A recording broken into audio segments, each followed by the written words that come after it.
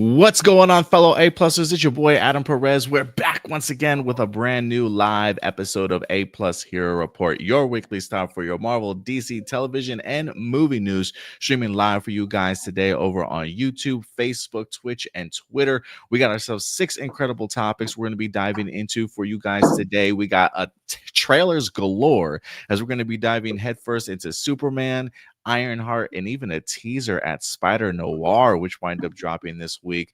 We got some big news in return to Daredevil Born Again. We got some Gears of War movie news and a ton more, guys. So sit back, relax, enjoy the show, and we'll see you guys on the other side.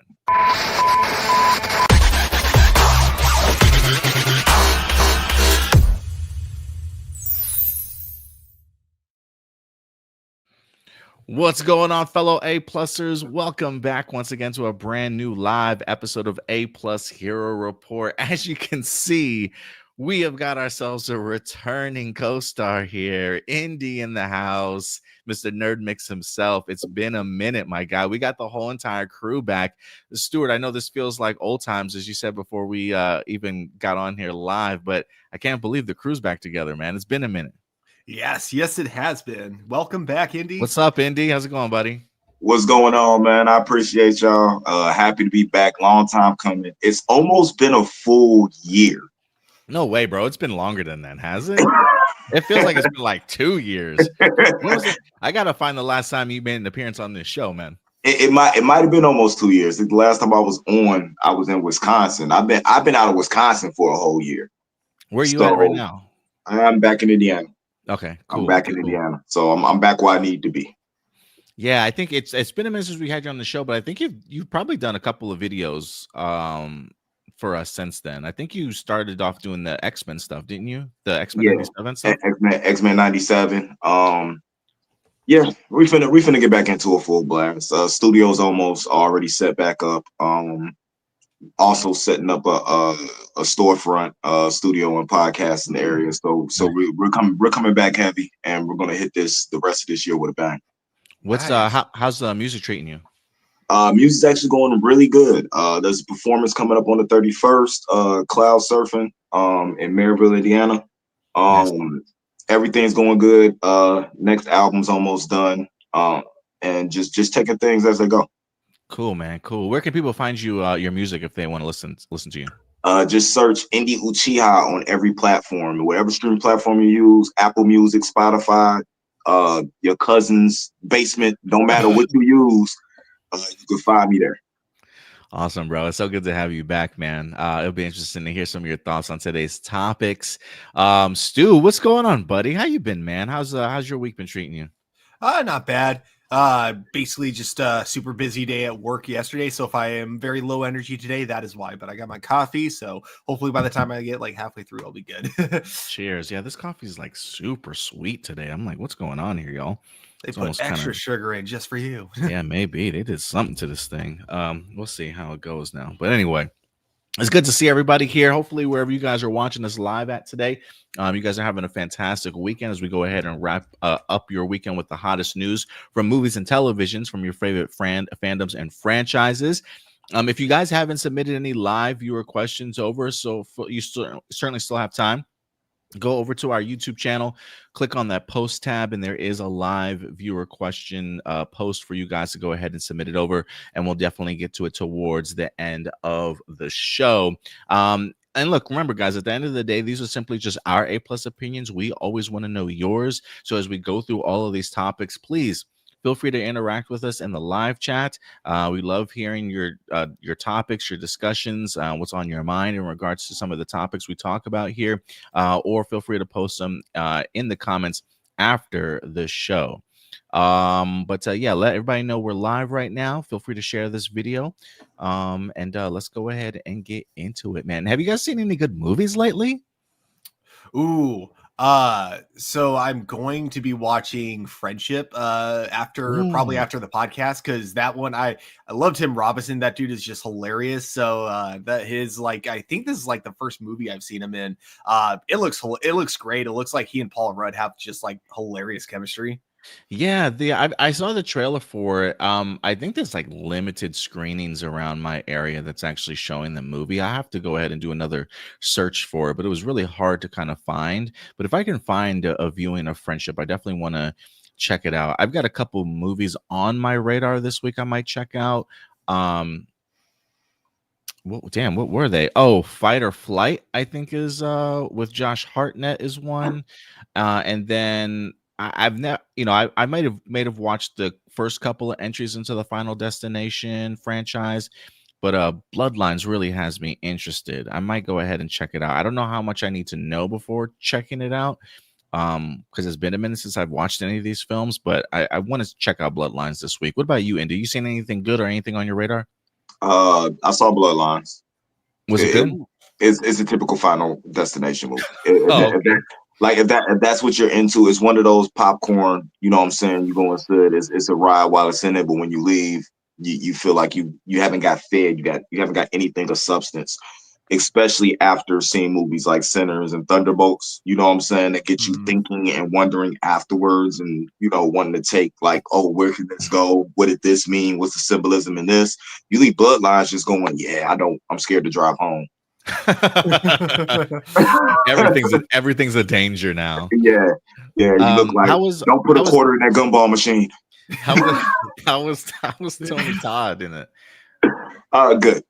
He was really good. Yeah, I really enjoyed it. It wasn't a bad movie. It's just one of them where, for me, it was kind of like Wolfman, where while I was sitting there watching it, I was like, oh, this is decent. I like how they did it. But then after I left, I was like, I didn't have to watch that. It's a little popcorn flick type of thing. Yeah. I get you. Yeah, guys, let us know what you guys are interested in checking out. It's going to be slamming us with movies here within the next 2 weeks beginning. We got some really big movies coming up, Karate Kid Legends, and then we're going to be diving into like How to Train Your Dragon. And before we know it, man, we're going to be off to the races with a bunch of summer blockbuster movies. So a lot to really look forward to. But let's see who's in our live chat today with us. We got Enrique in the house. Just saw the official trailer for the upcoming new animated film, The Bad Guys 2 from DreamWorks. It'll arrive this year, August 1st. We also got new trailer for the upcoming Smurfs movie featuring a new song from singer Rihanna, arriving in theaters July. I forgot Rihanna's in that movie too. She's a Smurfette, isn't she? We also got last Thursday the nominees for 2025 Kids Choice Awards. Voting is now open online, so if you guys want to get your votes in, feel free to. Also, the anime Dragon Ball Daima is nominated for favorite cartoon, along with Star Wars Skeleton Crew is nominated for favorite family TV show. Very cool. Oh, cool. All right, awesome. Good luck to Skeleton Crew, man. We might have some spinoff news from Skeleton Crew on today's show also. There's a couple other things from Enrique, but he's kind of getting into some of our honorable mentions. Yeah, so we'll hold off on that. Shout out to Billy. What's up, Billy? Welcome back, Indy. Hi, Stuart. Hi, Adam. What's everyone's thoughts on Max going back to HBO Max? If it ain't broke, don't fix it. I think is the lesson here. As somebody who used to work for AT&T, we had to go through that transition of trying to sell AT&T. Nah. Like I lost a lot of commission over that name change. Yeah. I bet. But yeah, people just HBO is such a recognizable name. I think people questioned them when they got rid of the HBO and just made it Max. Like, why would you get rid of like one of the most prestigious names in like television, sort of thing? I don't know how well they. Well, I don't know. I guess compared to where they are now, Max wise, I don't know. I just one of those things. Like I don't know if it changed drastically for them when they changed to Max. I haven't really like paid attention to it, but the idea of going backwards, it makes sense. But it's just like, man, you shouldn't have made that change in the first place. Yeah, I was calling it HBO Max regardless. Yeah, I was still calling it. Yeah. So and it's a good thing too, because if I had gotten used to calling it Max, then I would have to get used to calling it HBO Max again. So I'm glad that I just stuck with HBO Max the whole time, regardless. I still call it Twitter. So yeah. Exactly. I just always said AT&T streaming service. Yeah. Yeah. It was bundled with the unlimited plan anyway. Like you get free this. You know what? I might actually start calling it that now. We got Frankie. What's up, Frankie? Welcome back, Indy, says Frankie. Appreciate you. Double C. Hey, good to see you. What's up, Double C? Appreciate you coming through today. Guys, let's go ahead and get into our first segment of the day.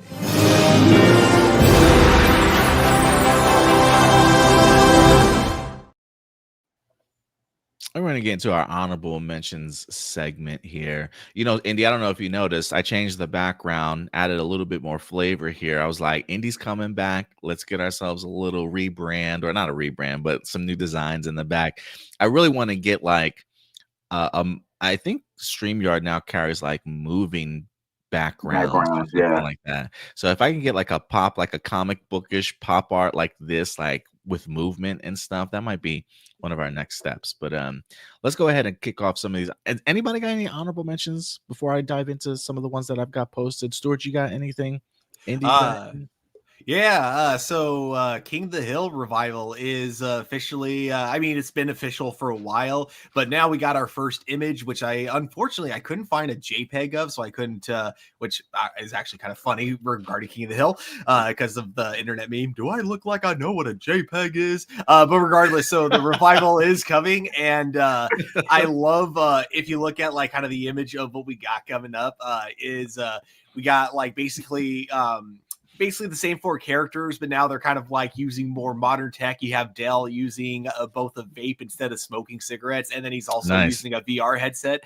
Boomhauer on a tablet, and then Bill, of course, using DoorDash. But the only one not using any modern tech is Hank. But what they also show is him being the only one wearing a different outfit. So I am very curious what that's all going to mean in the show itself. But I'm really looking. I love King of the Hill. That show was like one of my favorite shows growing up. So I'm really excited for this revival. Do you know when it drops? I think like after the summer, if I'm not mistaken. I don't think there's been an official release date for it yet.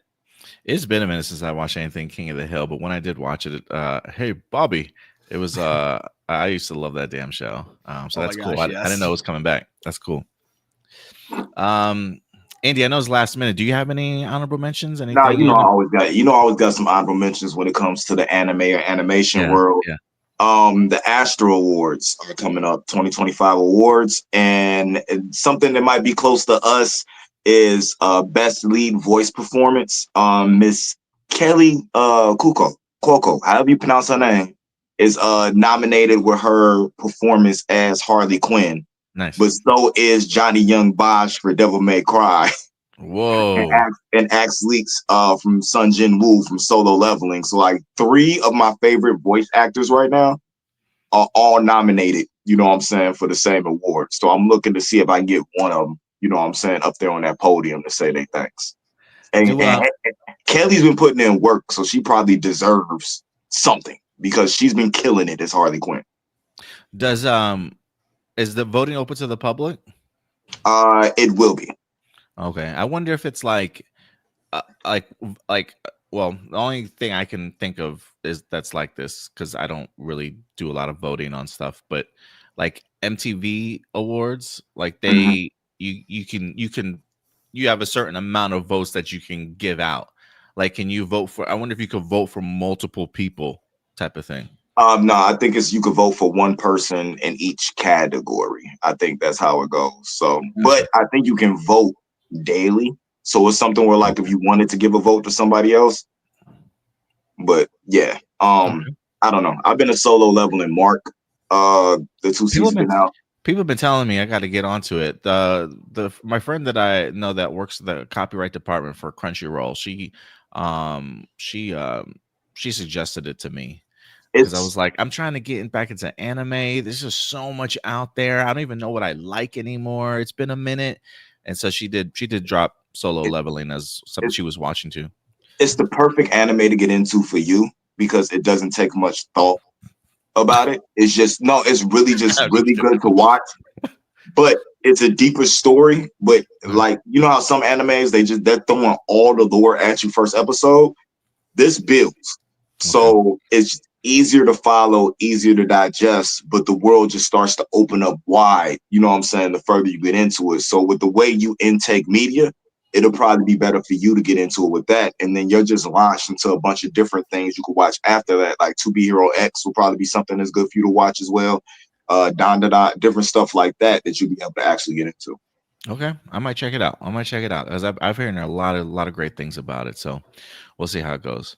All right, other honorable mentions to kick off the show. We got some animation delay news here. Variety this past week reported, especially coming out of the Paramount block, The Legend of Aang, The Last Airbender, has been pushed to October 2026, which is a little bit of a sting because I think it was originally supposed to be, I thought they said it was going to be released in like January. Yeah, it says The Legend of Aang, The Last Airbender is being pushed back from January 30th. So we would have gotten this at the beginning of the year. It's now being pushed to October 9th, 2026. So we definitely have a delay there. And then also being delayed from Paramount is going to be Teenage Mutant Ninja Turtles Mutant Mayhem 2. It was previously set for the October 9th date that The Last Airbender is now going to be taking on. But it will now be pushed, get this, guys, to September 17th, 2027. So it's being pushed back an entire year. So they're saying that there's some animation delays that are kind of taking place that are pushing a lot of this stuff backwards. So The Legend of Aang, The Last Airbender being pushed to October 9th, 2026, and Mutant Mayhem 2 being pushed to September 17th, 2027. I am kind of relieved with the Aang one, only because it's like I can't believe they would dare release an Avatar movie in January. But then also, I prefer it to be like, actually like done and not like rushed into production. But yeah, I am surprised to hear about that and the Ninja Turtles though, because I thought with Ninja Turtles they were very. I don't want to say like very like stern about their schedule, but it seemed like they had like a very like solid plan of like how they wanted to like kind of release them, like a year or 1 year we do the movie, the next 2 years we do the show, then the next year we do the movie. But so I wonder if it'll like affect the writing of the show. Yeah, they had the scheduling. I think we're supposed to be getting season 2 of the Tales of the Teenage Mutant Ninja Turtles later on this year, maybe like last quarter 2025. But yeah, I thought they probably had a better schedule. So I am kind of curious as to what's going on with the animation delays on that front. We also have some Creed news. You guys remember Michael B. Jordan did say that this Creed universe was set to expand. Well, that's definitely going to be the case. Amazon Prime has ordered a drama series titled Delphi, which is set in the gym featured in the Creed franchise film. Exact plot details are under wraps, but the show is said to follow young boxers who train at the gym. It does make me ask the question, because it says in the Creed films, the Delphi gym is operated by Tony Little Duke Evans Jr., the son of Apollo Creed's longtime trainer. Wood Harris portrayed Little Duke in all 3 of the Creed films. I wonder if Wood Harris is going to come back. I wonder if he's going to reprise his role for this show. But yeah, it's going to be titled Delphi, a drama series that focuses on younger boxers who kind of train at the gym. I'm still waiting for this Creed animated. Didn't they talk about an animated series or something like that for Creed? Is that not happening? Yeah, they talked about it. I'm not worried about it. And asking if Wood Harris come back is like asking, does he like money, especially with the run that you know what I'm saying, certain individuals involved in that franchise are on right now. You wouldn't walk away from that type of publicity, you know what I'm saying, and money. Come back. Yeah, just like when we get to something we're going to talk about, look at how all of a sudden they're promoting something. Yeah, we'll definitely dive into it. But yeah, Creed, Delphi, Creed is expanding.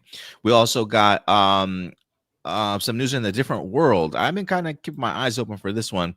Netflix, a different world spinoff plot sets 6 series regulars. So they have in fact found their cast here. They have cast in 6 leading roles. So since this is a comedy for Netflix, they are going through sort of like the pilot phase, the pilot season. The context is really to allow them to see like what their chemistry is like, what the comedy is certainly like. It says the pilot is a one-off and not part of a strategy shift.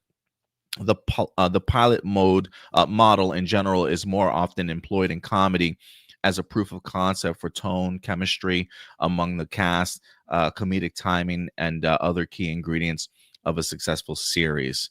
So it says the Different World sequel comes from writer executive Felicia Pride and others that have worked on the previous show as well. So we'll see. We'll see if it gets a full order or not. But they do have their members officially set for the cast.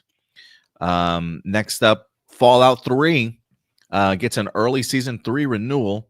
Ahead of its season 2 premiere, Amazon has renewed its hit post-apocalyptic series Fallout for a third season. Season 2 is set to debut December 2025, so this holiday season. So they continue to like what they see, man. They definitely want more of it. How are you guys feeling about it? I loved season 1, and I really enjoyed. I mean, I haven't. I'm not like a hardcore Fallout fan. The only one I've actually like beaten like from beginning to end was Fallout 3. But I've just always really liked the overall world of Fallout, and I love that this one, like this show, actually follows the video games like world. It doesn't try to recreate the video game. It just like sets its own story within the world of the game, and I kind of wish like more video game adaptations would go that route. I'm definitely with you on that. Fallout 3 and on, I'm still playing for, and I'm still playing the online too. I'm looking forward to seeing where this story can go. And I like the fact, just like Stuart said, they don't follow the base of the video game. You know what I'm saying? Step for step. They just set it in the world. And that was one thing about the Fallout games anyway, that each individual one was set in a post-apocalyptic world, but it's just a different story. Mm-hmm. And they're just giving us something new that we could watch. Whereas I feel like this could have been another Fallout game. Like we could have been following this, and this could have been the new game that they were going to put out. Should have been the last game they put out, because this is more interesting than Fallout 4. But I'm looking forward to seeing what this does. We also got some Vision Quest news. According to Nexus Point News, this is an exclusive report. Vision Quest is set to introduce Jocasta. We had seen some leaked concept art of Jocasta months ago that wind up surfacing. So there might be some credence to this. It says Vision Quest continues to expand its cybernetic characters and is set to introduce a version of Jocasta. The character has been cast, but the identity of the actress is being kept under wraps. They had somebody between 40 to 60 years of age. The actress age indicates that it's likely to make her a contemporary to James Spader's Ultron, a character set to have a major role in the upcoming series. Jocasta is described as being cunning, powerful, determined, and motivated by revenge. The description of the character could hint at a possible past history of Ultron and Jocasta. The circumstances surrounding Ultron's return are currently unknown, and the character could have been rebuilt years prior to his return in this series. This would allow him time to create Jocasta and allow for them to have an existing relationship prior to the start of the series. So, Vision Quest with an update here. This might be like the I'm kind of curious as to whether or not this is like the last part of the quantity before quality mindset of Marvel, or if that ends, because I don't think we have a lot of MCU series announced right now, with the exception of what's about to drop in regards to Ironheart and then Vision Quest. Maybe we got some animated stuff in between. But I am kind of curious as to the idea of making Vision Quest, if this came after the change of strategy over at Marvel Studios. I feel like we've heard about Vision Quest for quite some time now, kind of slowly building up here. But we'll see how it goes. But Vision's always a big key player. I kind of look at this as a spinoff and a sequel to WandaVision, along with the Age of Ultron Avengers film. So we'll see how this one turns out.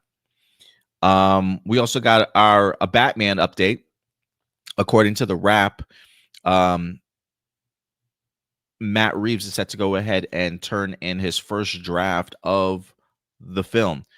It says that the most recent DC Studios presentation earlier this year, Peter Safran gave an update on the project. It says, James and I, we love Matt Reeves' vision for the Batman, and we're looking forward to this film as much as you are. He hasn't yet turned in a script, but what we've read so far is very encouraging. According to an insider with knowledge of the project, Reeves has been sending pages for more than half a year, and the first full draft of the script is expected to be delivered by Memorial Day, which is next Monday. So as of right now, the first draft of the script should be in by next week, and then they'll probably go from there, whether that's a second draft, a third draft that they're going to have to certainly wait on. But it seems like things are moving, but moving slowly. I gotta say, if I was James Gunn in this in this particular scenario, I'd be like slightly sweating in the sense of like, yes, I really want Matt Reeves to take his time, make sure he delivers a really good product. But on the other hand, I also really want to make sure we don't wait 10 years to release the Batman 2. Yeah, I mean, in turn, that would definitely probably delay even his Brave and the Bold. Also, he seems like he's pretty determined to put a Batman project out in 2027, whether that's Matt Reeves or his own. We'll certainly see what comes first, but I do think we will get a Batman 2027. And then last but not least, I thought this was going to be kind of cool. Our very first looks at Masters of the Universe have in fact dropped, ladies and gentlemen. We had gotten teased with the Sword of Power a couple of months ago in our first image. I believe those at CinemaCon got the opportunity to see a really great sort of behind the scenes featurette showcasing everything. Now we've got some images here. I can never remember the cast name, the guy that's playing Nicholas Galazantine or something like that. I'm just going to call him Nicholas. This is him in his Prince Adam wardrobe, it looks like, carrying around the power sword. He's got the golden locks like Prince Adam from the cartoon series and everything, pink shirt, rocking it, the salmon colored shirt. And then we also got Tila here also. I can't remember her name, something Medina. Do you know her name, Indy? She was from Riverdale. I can never remember her name now off the top of my head, but our first images here of her as Tila in her costume. Looks like they're either running. It looks like they're running together. I was like, are they on a horseback or something like that? But no, I think they're Photoshop like crazy. Yeah, it looks like they're running together. But yeah, we got some Tila costumes. Looks like it's right out of the cartoon series a little bit here with a little bit of a modern flair. Why is Prince Adam so jacked before he asked for the power? Well, that's why he's wearing a shirt that's oversized, so you can't really see his muscles underneath. And then once he gets into his like He-Man costume, then you'll definitely be able to see. But yeah, they're trying to cover it up. I think they're not doing a good job of that.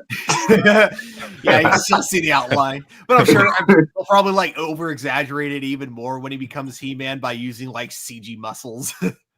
CG muscles, dude. That'd be crazy. That'd be crazy to see. It's just the Rock painted white. Old school like the Hulk, you just switch actors. Oh my god. I do have a concern with this movie, and that is okay. So I remember we talked about this a while ago, how like after Barbie, Mattel wanted to like open up like a lot more of their projects and do more films with them, and they made it seem, because they used the word cinematic universe, and they made it seem like they were all meant to be connected. Which I'm like, okay, that's not the worst idea. It's kind of dumb, but whatever. As long as every individual movie is its own story, it's fine. The thing that got me kind of worried when I saw these behind the scenes photos is that it's not them in Grayskull. It's them on Earth, like in modern times, which maybe they're just going the route of the 80s movie. Maybe, you know, it's because like they were in some epic fight and then they get teleported to Earth or something. I just hope it's not the same plot as Barbie where they're like toys and they just come to the real world as well. That was the first thought I had when I saw those photos, and I hope to God they do not go that route. Just give us like an actual He-Man movie where they're like, because I mean, not that it would be bad. It's just that we've already seen it with Barbie. I don't want every Mattel project to have that exact same plot, you know? No, and the real villain of all of these universes is Buzz Lightyear at the end. I was thinking mad he doesn't get played with anymore. He's mad because he's like, no, all these Mattel projects are suddenly taking the attention away from me. No, I mean, I have to see what the synopsis is. I think they took one of the synopsises from the previous writer and they wind up bringing other people in, and it kind of expanded upon an early draft of something. But I do believe it starts off in Earth, and I think he might have been like born in Eternia, but somehow sent to Earth, and now he's rediscovering things, and they come and get him and bring him back to Eternia. Because from the CinemaCon stuff, they said they had huge set pieces of Eternia, of Castle Grayskull, of all this other stuff. So it does feel like it's going to be heavily involved in Eternia, but its adventure may start here on Earth. But we'll see. That I would be okay with. Actually, yeah, if they went kind of like the Moses Superman route where it's like, oh, we sent you to Earth to protect you because like Skeletor would have killed you as a baby. So if they go that route, that'd be awesome. That's a possibility. Shout out to Sarav too. What's going on, Sarav? Just good to see you in here. And then I tell you, Ram Jam was in the house too. Thank you so much, Ram Jam, for certainly coming through. Maybe you can, I don't know, I can't remember what you do for work, Ram Jam, but maybe you can just like keep us on, but put a headpiece, a little earbud in there and check us, listen to the show as we go through. But yeah, good to have everybody here today. But that will do it for all of our honorable mentions here today. Fellas, let's get into the nitty gritty of today's show, shall we? We got ourselves 6 incredible topics that we're going to be talking about today. Trailers galore that we should have some fun viewing with you guys. I may actually have us watch some of these too, because I might need a little bit of a refresher on some of them myself. So we're probably going to go through some of these trailers. The Superman one, Ironheart, Spider-Noir, as they wind up dropping a brand new tease. We got some Gears of War news for you, an official Buffy the Vampire Slayer reboot news from Sarah Michelle Gellar herself. This is one we won't have to take back and be like, debunked. So we definitely have some official stuff and some nice dive into DC Studios talk as well, guys. But first up, man, Superman, baby. We wind up getting ourselves a brand new banner, a brand new poster, and the highly anticipated trailer that we've been asking for months officially wind up dropping this week. I don't even remember when we got the teaser trailer for this. It might have been like last year, December, maybe sometime, if I'm not mistaken. I can't remember when the teaser trailer dropped. Somebody clarify for me. But it finally happened. It shut the internet down. It's doing some tremendous views over on YouTube right now. I continue to love the marketing campaign here. It feels like it's been almost non-existent, but they've been giving us little teases here and there, whether that be like interviews with the cast and crew, some behind the scenes images from different like media companies have been releasing photos and stuff. We already had the teaser poster when they dropped the teaser trailer last year, but this is our brand new poster here as well. Simple.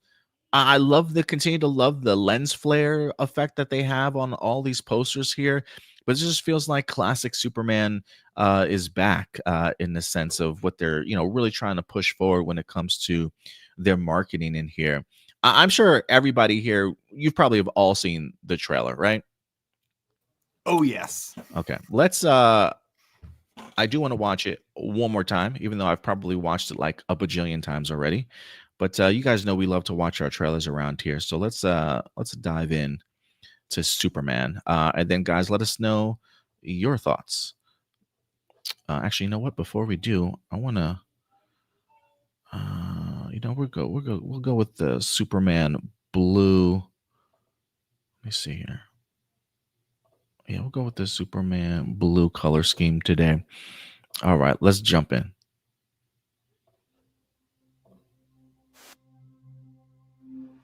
Are you being serious right now? Yeah. You'd let me interview you as Superman. Sure.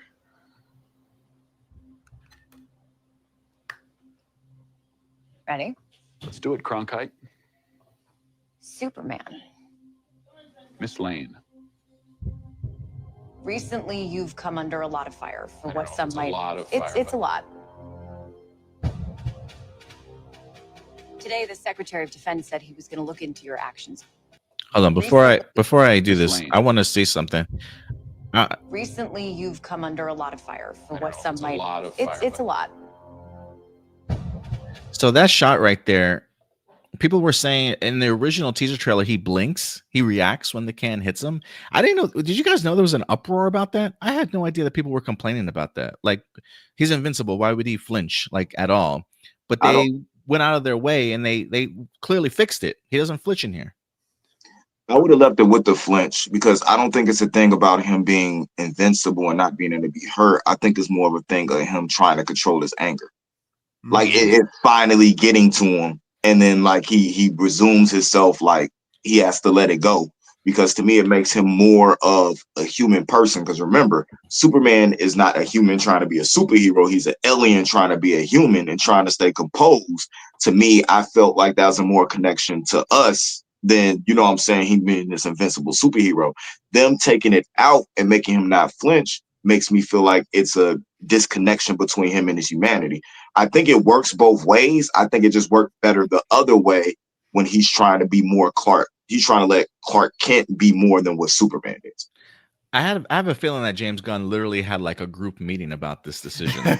Like when they decided, like, guys, people are talking about this. I wonder, even when they shot it originally, I do wonder if that was the intention of him blinking or if it wasn't. And then it's something that they caught because the fans like picked up on it, or if James Gunn was like, let's have this conversation. Should Superman blink or not? And then, made that decision to go ahead and to edit that. It's an interesting one to me. I didn't know that there was an uproar about it, but the magic of movies. I'm like, I don't even know how they did that. I know they clearly didn't reshoot the scene, but it's like maybe they just CGI'd his open eyes over his blink. I have no idea how they did it, but I think they just did multiple takes. I think they had a take where they told him to blink and one where they told him not to, specifically to see how fans would engage with it. That's a possibility too. I can see that happening. As part of maybe their reshoots, the quick pickups that they might have had. Today, the Secretary of Defense said he was going to look into your actions. That's funny. My actions? I stopped a war. Maybe. Not maybe. I did. In effect, you illegally entered a country. This is how you're gonna. There's something about that line, like, not maybe, I did. I kind of dig the confidence that Superman has in that delivery of his line. I kind of dig that line. I'm not the one being interviewed, Superman. Did you consult with the president? No. You seemingly acting as a representative of the United States. I wasn't representing anybody except for me and doing good. I would The music is myself sick. in the same situation and consider the consequences. People were going to die.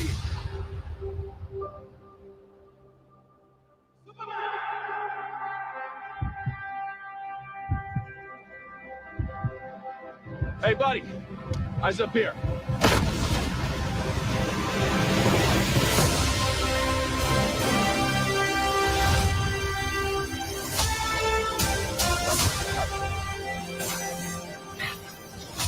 Your choices, your actions. That's what makes you who you are.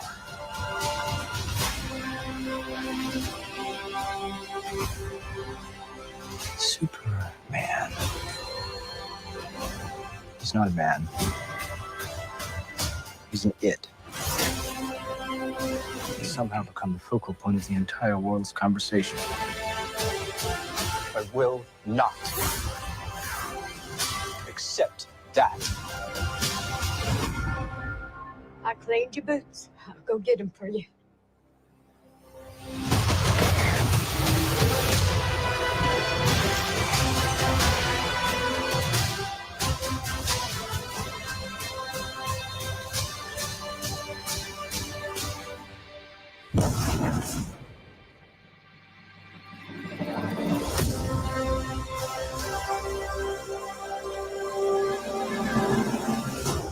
You have a dog?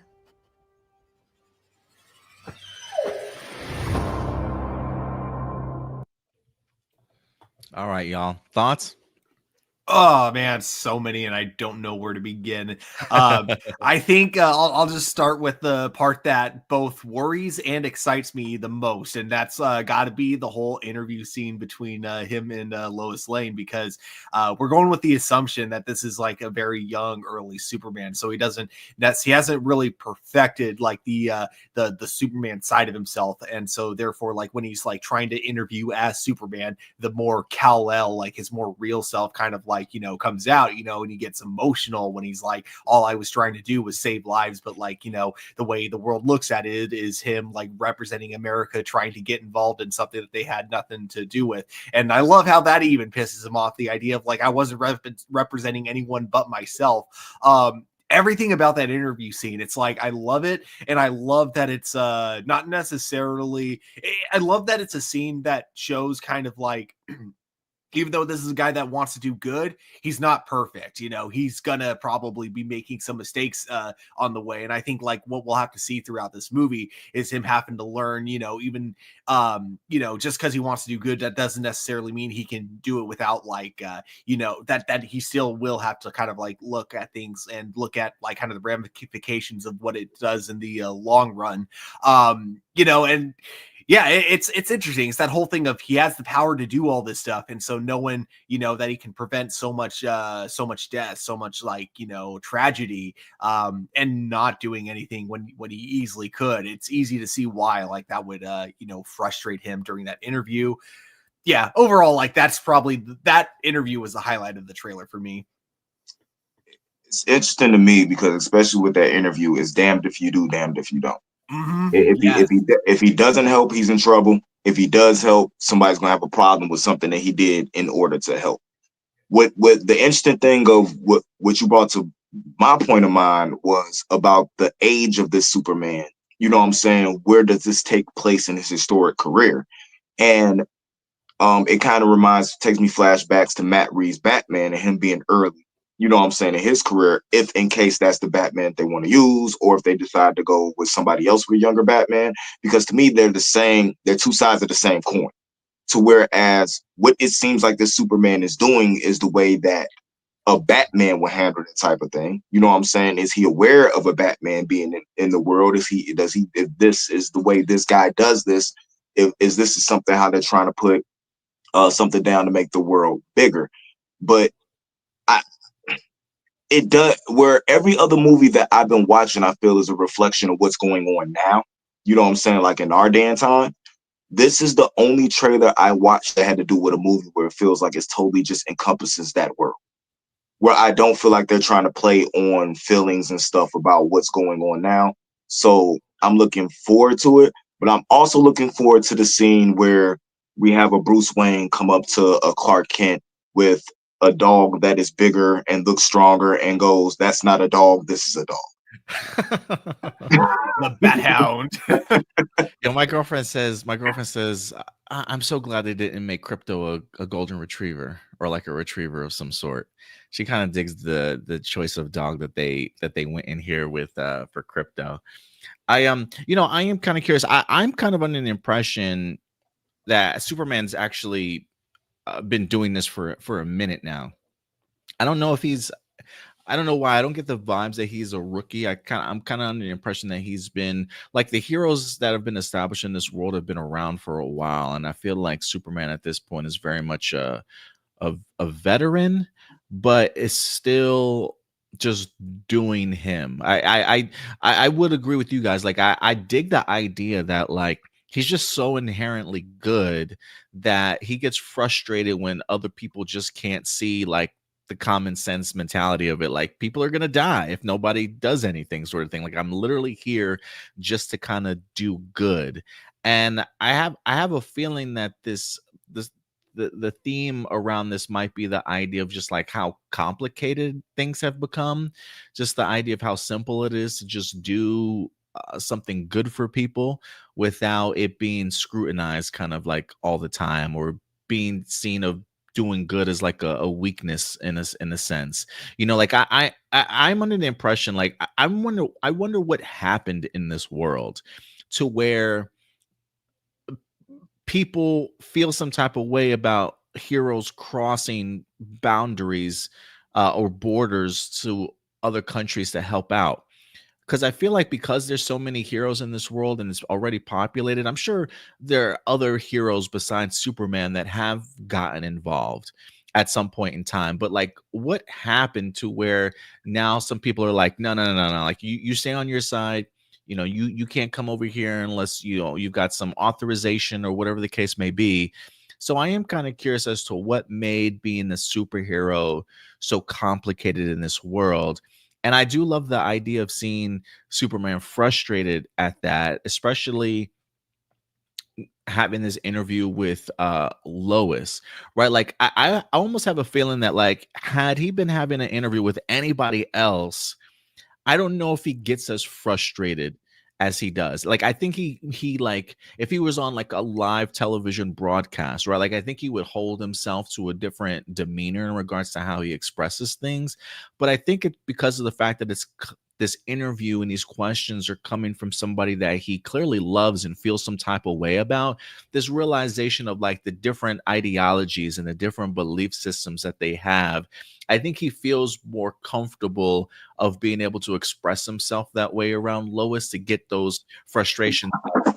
He probably wouldn't if he was like in an official interview being broadcast live somewhere. You know what I mean? So it is kind of cool to kind of like see the interview in a sense of a peek into their relationship, but also the frustrations that Superman has when it comes to just the themes of being a superhero in this very like difficult climate type of thing.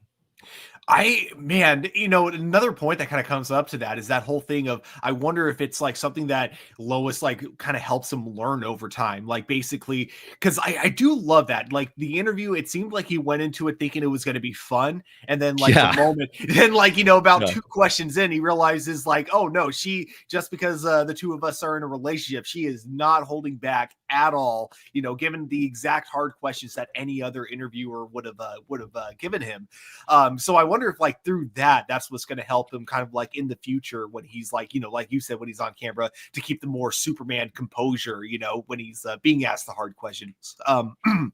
Even if he doesn't have like the perfect answer, being able to answer it still like within like, in a more, I don't know how else to say it, in a more Superman-esque kind of way, I guess you could say.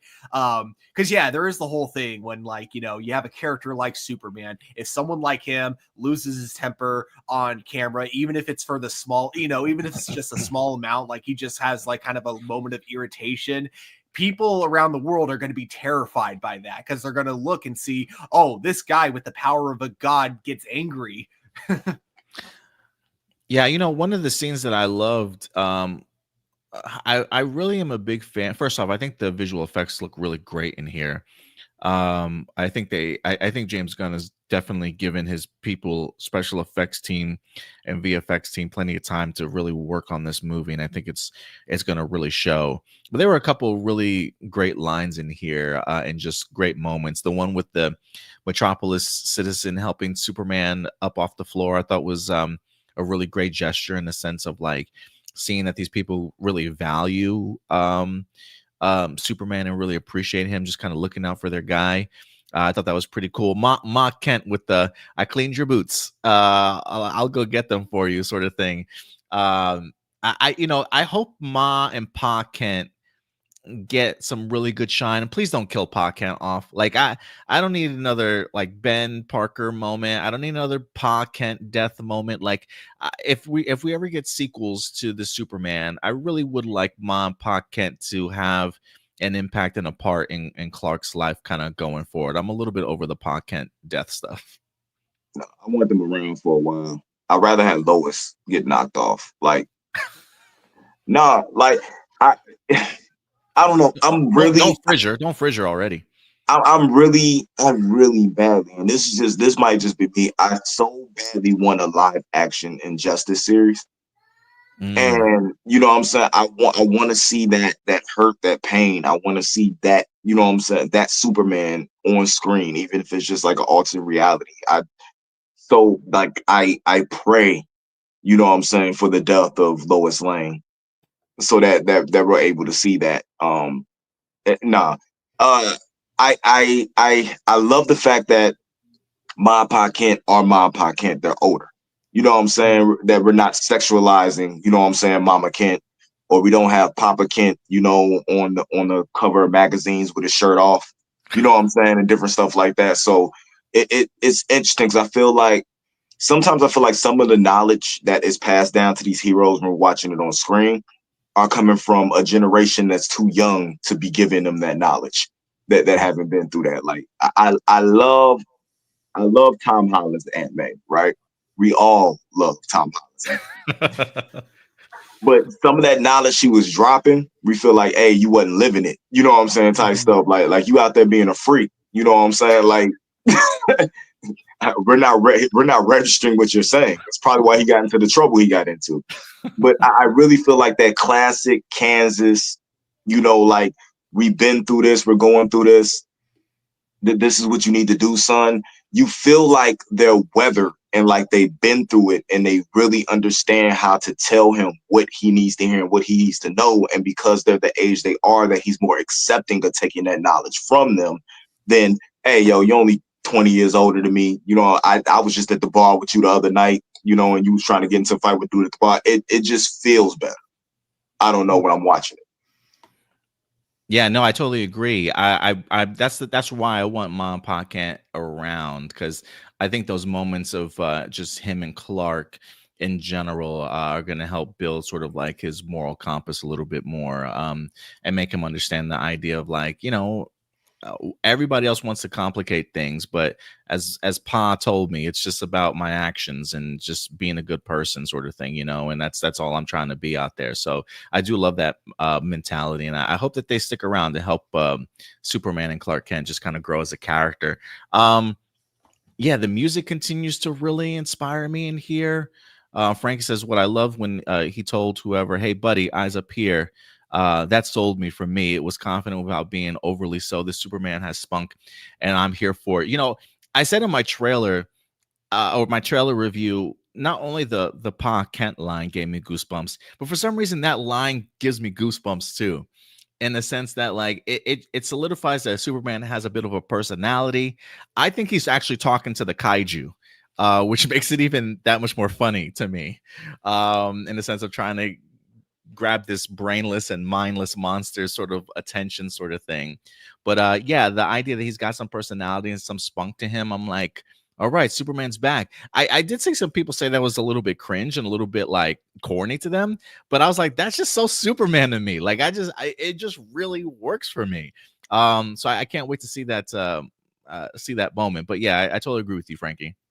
While I personally wouldn't have called that line cringe, I think that if I did cringe at the line, I wouldn't have minded, because again, you know, that kind of feels like a very Superman line to say. Yeah, I think David Corenswet's going to really kill this role, man. I'm actually really looking forward to his portrayal here. Marcelino says, I think Nicholas Hoult will kill it, but I hope in the sequels he gets pushed to the sideline so the other lesser-known Superman villains get a chance to shine. How do we think about the villains from this trailer? I will say this. I always found it interesting how trailers are edited, and the way it was edited, it seemed to imply Rick Flag Sr. was the Secretary of Defense, and then also imply Lex Luthor as the president. So I'm like, oh my God, that's crazy. But James Gunn has come out and debunked that that's not the case. That's just how the trailer was edited. But it still feels like it might imply something, like maybe that's like his future purpose, or direction that he certainly wants to go.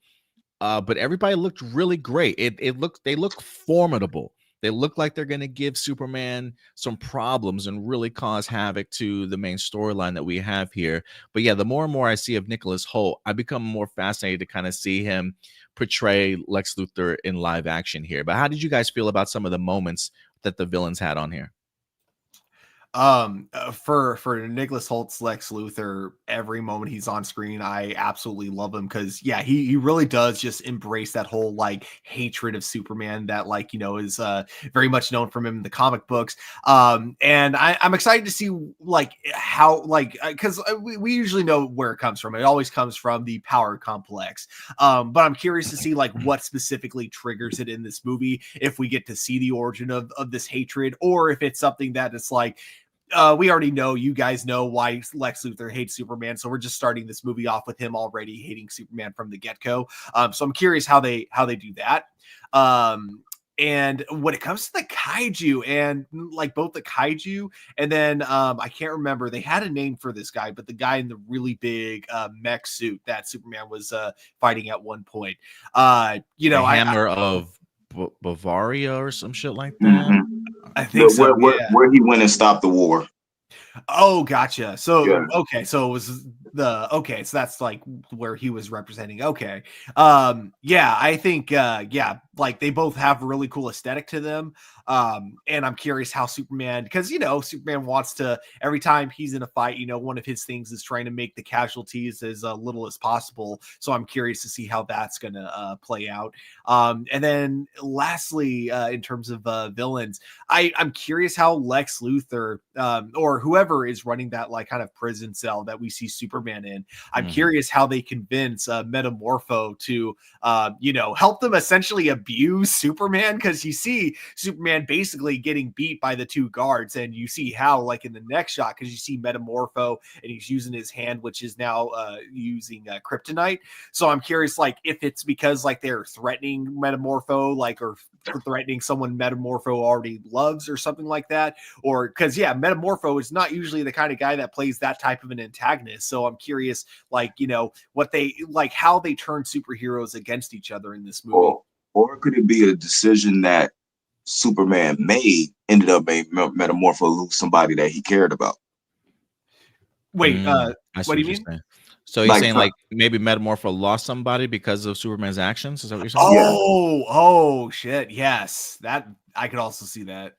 Yeah, I feel like it takes something drastic for him to be, especially with his character arc, especially if he's at the end of his character arc and we don't get to see that developed, that it would get him to flip. Is normally with him, is normally people that are close to him, something happens that makes him crash out. Mm-hmm. I kind of get the feeling, I think it makes it even more interesting for Metamorpho's arc in here, but there's a part of me that almost thinks that while he's been a metahuman, I don't know if he's been a hero, or maybe he has. Like I'm under the impression that maybe he's not fully a hero yet, and maybe Lex Luthor and them were taking advantage of him, maybe doing experiments on him, sort of thing. Yeah, maybe holding something, you know, for Metamorpho that he needs in order. He's got to oblige with whoever's running this kind of prison to kind of help him out. And I do wonder if it'll be that arc of somebody that's getting abused or experimented on sort of mentality, but Superman eventually helps turn them right, in the sense of by the end of the movie, Metamorpho becomes like a full established kind of hero on a team for a first time sort of thing. So I don't know. It'll be interesting to see how he plays into it. But yeah, I did find it really fascinating to see his role in this movie. I want to pop this up right quick from Marcelino, because he said Gabe Elateb, former DC artist, birthday is around the release date, and he wants the Superman movie to bomb because he hates DC and he's done with Superman. That would be hate just to hate, and regardless of whether this movie is a good movie or it could be the worst superhero movie ever on the planet, it's not going to bomb. It's not going to bomb. At this point, people will go see it just to see how bad it is. This will be a successful movie. Past the opening 2 weeks, it's going to be a success because it's Superman. People are going to go see it regardless. And if it's bad, people are going to go see it so they can pick apart everything that was bad about it. It's going to be a successful movie. There's been plenty of bad, successful movies, hence Final Destinations.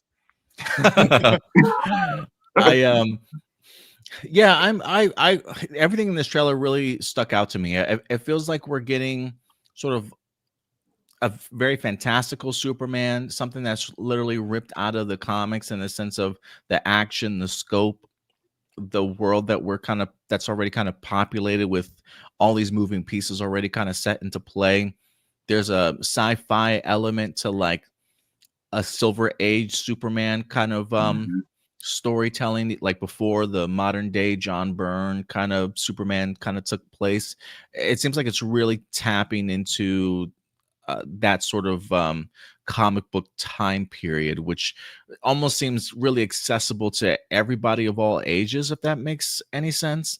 I think people are really going to gravitate to this movie. And just seeing from some of the tonal shifts from this trailer alone, from the seriousness, from the intense music, to the big action piece sets. Like, I think Metropolis is gonna get their ass handed to them for sure in this movie, with all the buildings collapsing and stuff, the kaiju attacks, the hammer certainly coming through, and then a huge fight scene which looks to break out between the engineer and Superman and whoever the other guy is in all black. Some people assume that's Ultraman. I'm keeping my fingers hoping that it's Bizarro underneath there. But I think this is going to be a really well-balanced film that has a little bit of everything. But the more and more that I see of this, the more excited I get. Do you guys think we get a second trailer? I mean, this movie drops in like less than 2 months. Or do you think this is going to be like it, and then we're just going to get TV spots, maybe some featurettes from here? Do you think we get another full-size trailer? Do we have any major event? No, we have in 2 months. The NBA Finals should be started by then, right? Maybe because that'd be like one of the only major events. I mean, I could see it. You might Eastern Conference, Western Conference finals, maybe NBA Finals. You might get something new. I don't think it'd be like a full blown trailer. You might get the same trailer with something added to it. Like a minute tease with some additional footage, but not a lot. Yeah, like something like that. But they don't need it. Marvel's already out the way, basically, except for Fantastic Four. They're not going to put anything else out for the Fantastic Four. They really have no competition. Jurassic Park, Jurassic World, is that going to be their No, they're stuck in the middle of everything they don't want to be in the middle of. So there's no competition to when they're dropping. I mean, you don't need it. Superman, Batman, and Spider-Man. You don't need trailers. You can honestly just say the movie's coming out and people go see it. So I lead a mystique. You know what I'm saying? If you want to do something, if you got one of your DC shows coming out, I don't know when Peacemaker starts, if it's before or after or anything like that, you can use your other media a little bit, you know what I'm saying, to promote if you want to. That's something that Marvel does well. But you don't need it. Just run your spots more. That's one of the things that I think they're missing, is that they're not running those because they're probably trying to save money or whatever. We understand what's going on over there. They're trying to rebuild. But I mean, hey, Price is Right. Run a Superman spot. Family Feud. You know what I'm saying? Run a Superman spot during Monday Night Raw. You know what I'm saying? SmackDown, AEW, run a Superman spot. The use what you can in order to bring more people's eyes to your product. Yeah, I feel like the marketing campaign is about to kick off now that they've dropped this trailer. I personally don't know if I need another one, though. I don't think I need another one. I would agree with you in the sense of maybe a 1 minute tease later, but other than that, maybe some TV spots. What about you, Stuart? Do you need another second trailer, or are you good with? Do you think the movie needs it, or you think it's okay? I don't need it. I don't think the movie needs it. I think all we're going to be getting are, like you guys were saying, we're definitely going to get some TV spots here and there, and I will probably be avoiding those because TV spots always give away one detail too many. It's way too many. Yeah, dude. That's why I stopped posting like TV spots on the Facebook page and I try to really avoid them in the sense of like I just know they're going to give some shit away that doesn't need to be given away. They're notorious for that. So yeah, appreciate you guys' thoughts on the Superman trailer. I did want to dive real quick into some comments that David Zaslav gave this week, though. Talking about just really how they're building off of how they view the rest of the DCU sort of lineup here. According to, it says WB CEO David Zaslav names the DCU's 4 cornerstones. We're so used to the idea of there being a trinity, but he says, while most comic readers view the DC brand having 3 pillars, Superman, Batman, and Wonder Woman, Zaslav says the DCU has 4 cornerstones. Speaking on a call, the CEO began by discussing how the studio evaluates whether to sell off IP to other networks and streaming services versus developing their own IP in-house. He says, it's important for us to be able to sell our content to third parties, but as we look at our titles, there are many that are really just for Warner Brothers. When you look at the major characters that James Gunn and Peter Safran are developing with their 10-year plan, that is to build asset value for us globally everywhere in the world. Wonder Woman, Batman, Superman, Supergirl. So we look at those as big asset builders and big differentiators. At WWE Upfront Showcase today, Zaslav reportedly doubled down on the above statement, saying that those 4 characters are the pillars of the DCU. Can you guys agree with that, or you think it's a little bit too early to tell? Or I always found it fascinating, the idea of Supergirl having her first movie sort of right after Superman.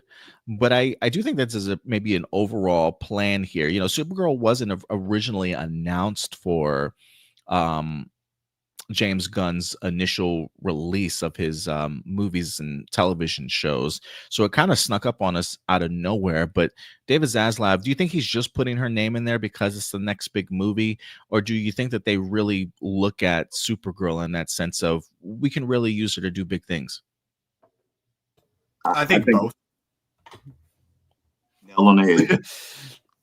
Go ahead, sir. Sorry. Oh, I'm so sorry. Yeah, I think both. I think because the movie's coming out, and I think because the name is just so recognizable. Yeah, I think that's kind of why. I don't think it's necessarily that he actually thinks that it's like one of the big cornerstones of DC. I think it's just more it's a recognizable name and they got a movie coming out. Yeah, I think that's kind of why. Shout out to Tony Robinson for certainly joining us in here. What were you going to say, Indy? Do you have any thoughts on that too? I think they do have a 4th cornerstone, but I don't think it's Supergirl. I don't think it should be Supergirl. I think each individual person who's a cornerstone embodies a different element of what's going on in the DC universe. So Supergirl to me is too true and trade to what's going on with Superman. I see her more as somebody who gets to carry a flag rather than being a cornerstone. She could step into her own place, but I feel like she steps up to hold up, you know what I'm saying, that part that Superman held. I really feel like if we're going to have a 4th pillar, or that they should be concentrating on somebody being a 4th pillar, it should be somebody in the lane of a Constantine. I got you. I do like how you broke that down, because when I was thinking of the idea of Supergirl being a cornerstone, I kind of do think that she does open up an area of the DCU that eventually needs to be established. I would agree with you too, in the sense that Constantine would open up the doors for the magic side and the sorcery kind of side of DCU. So you could probably easily put him in there.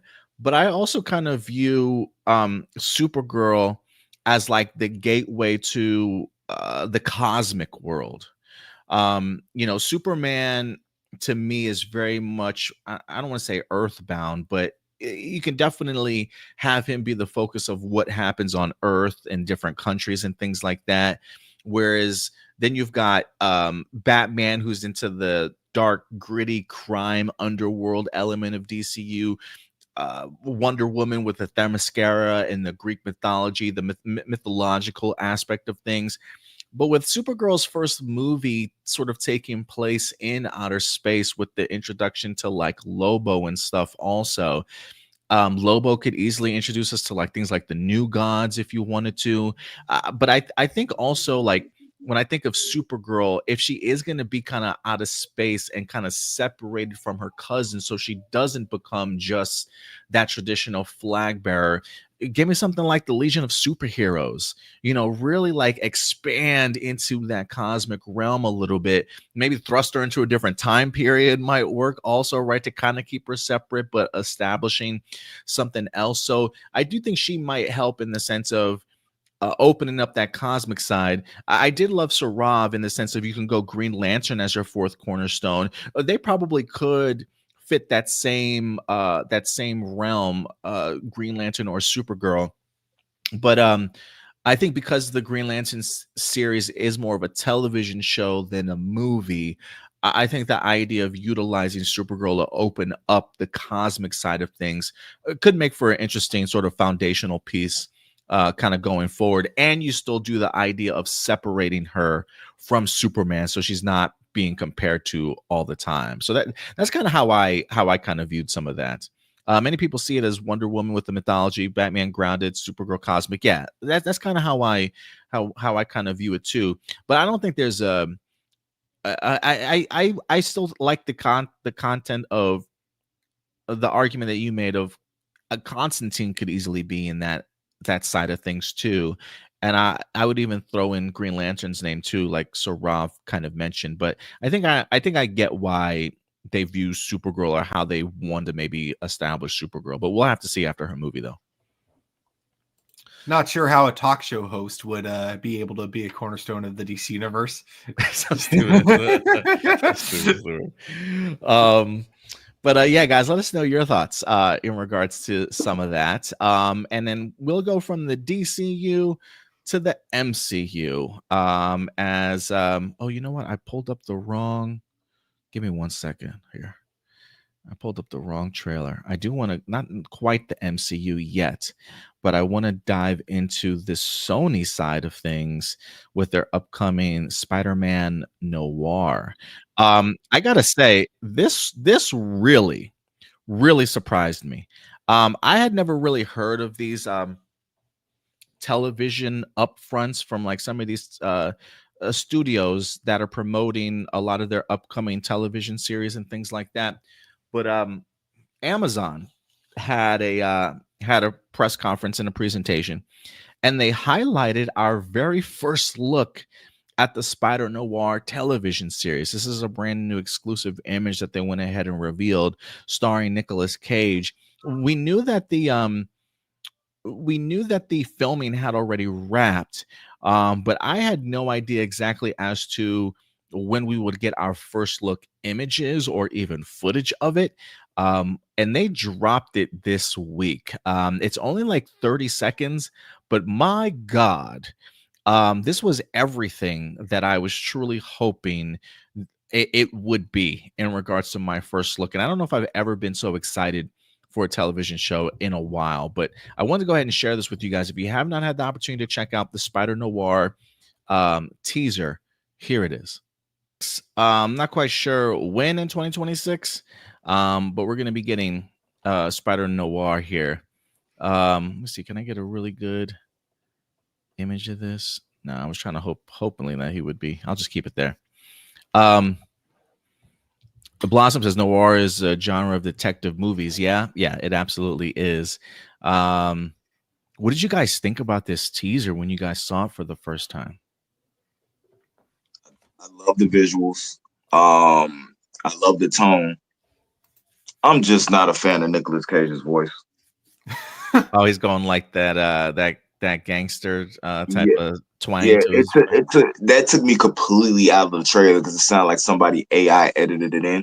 It just didn't sound like it was supposed to be there. But this is something I'm looking forward to because hey, one of my top 10 movies of all time was Dick Tracy.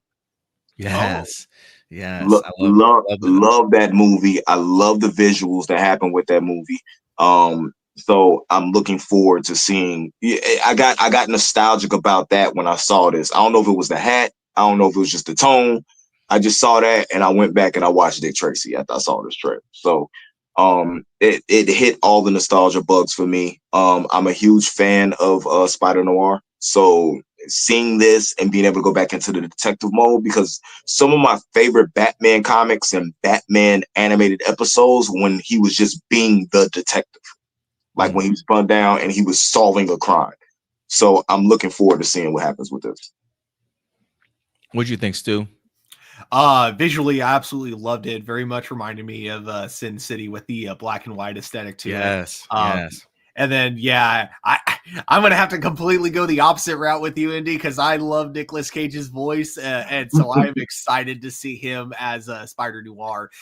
What's funny, though, is, and I'm not sure if it's because he watched it on his phone, but my dad texted me about this a couple days ago. And he said, dude, that new animated Spider-Man noir looks really good.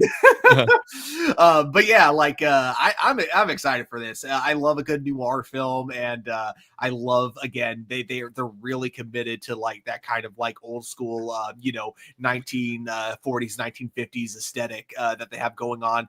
And then, yeah, just, I don't know. Yeah, just everything about it like gets me excited. I really hope that even though we kind of have this over exaggerated style, I hope it's not like, a full comedy. Like, I hope it's actually like, a movie that, like, I don't want to say it takes itself too seriously, but you know what I mean? I hope it has like an actual, like, like a storyline that takes itself seriously, even if I'm cool with it, of course, having like its gags here and there. But I hope it's not like just an all out comedy.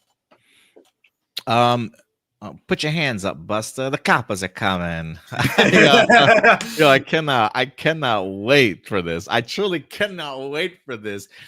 Stuart, if you guys have been watching, the one thing that I said is like, if you're gonna give me this series, I'm gonna need it in black and white. I need this in black and white. Don't give me no color edition. No, I need this in black and white, and getting the opportunity to see it finally. Oh my God, this is everything that I needed it to be and more. The action looks good. The cool, like the really smooth spin on the ground to catch the gun and push. I mean, it looks like the action is going to be peak.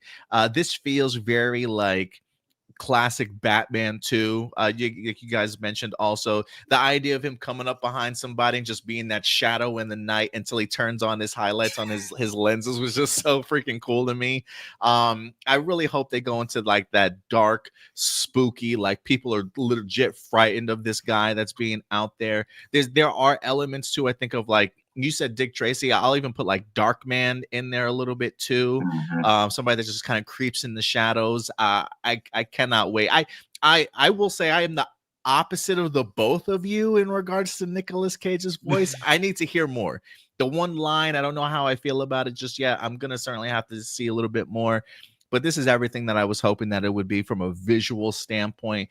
I just hope that the storyline is certainly there, but from first impressions, yeah, man, give me more, please. This is exactly what I needed to see. And it ain't no Nicolas Cage hate. Face Off is in my top 10, boy. I love Nicolas. I love me some Nicolas Cage. Marcelino has been saying apparently that there is like a Nicolas Cage hate on social media, that people are kind of tired of him. But I still think he's like a generational actor, man. I think he is a top notch, that good in regards to like what his range can certainly be, what he can really do. I'm a big fan, and we'll see how he tackles this particular role. But it seems like he's definitely keeping the same, like you guys said, the way that he talks from the Into the Spider-Verse in here. But yeah, man, I'm excited for this. Nah, man. Ain't nobody tired of Nick Cage. I want to handle Nick Cage. I'm tired of Denzel. I don't want him in my Black Panther. He need to retire. I'm the Spider, you see. We'll see how it turns out. But yeah, hell of a first impression. We'll see how when it drops in 2026. And then we did have ourselves another trailer that wind up dropping, which should be interesting for us to talk about too. We've been asking for a while, like with what was it, maybe less than a month to go for this series. We finally got our first look at Ironheart. We got some new images and some new banners from the Ironheart, giving us a better glimpse in regards to the suit, or at least for a version of the suit in some capacity or another. They also went ahead and dropped a brand new poster, which I'm a really big fan of. I think the poster looks sick. Love the silhouette of the costume in the background.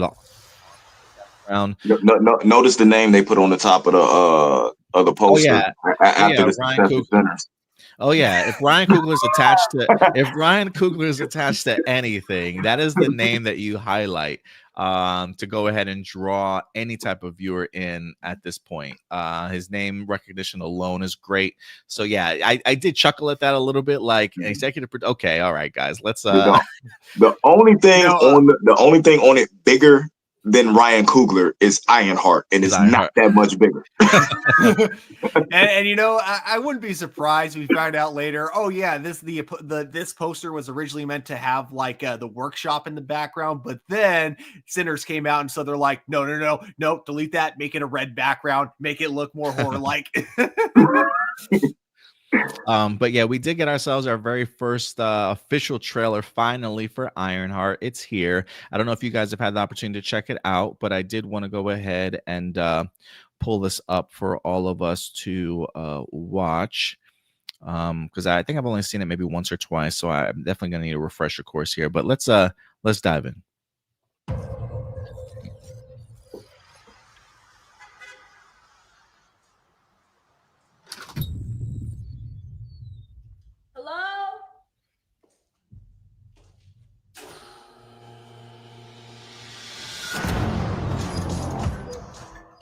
For real.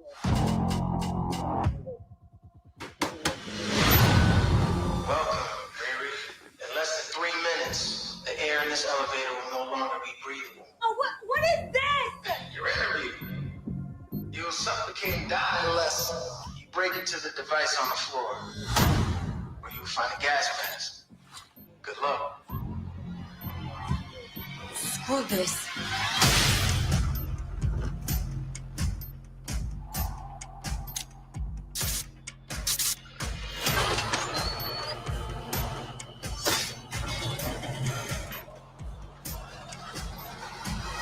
I heard Riri Williams was a genius.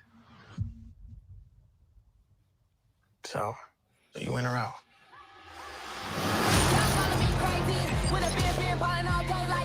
Riri, I see you. I see you're fed up, waiting to be acknowledged for your greatness. You are not the first genius at MIT. How come you're not working at one of those fancy tech firms? After my internship abroad, I want to build something undeniable, something important, iconic. It's a brand new. I can give you the tools to help you carry out your vision. But anyone who's ever accomplished anything iconic in life has had to do some questionable things to get it done. What will you do, Riri? You've bitten off a hell of a lot more than you can chew. I could chew a lot.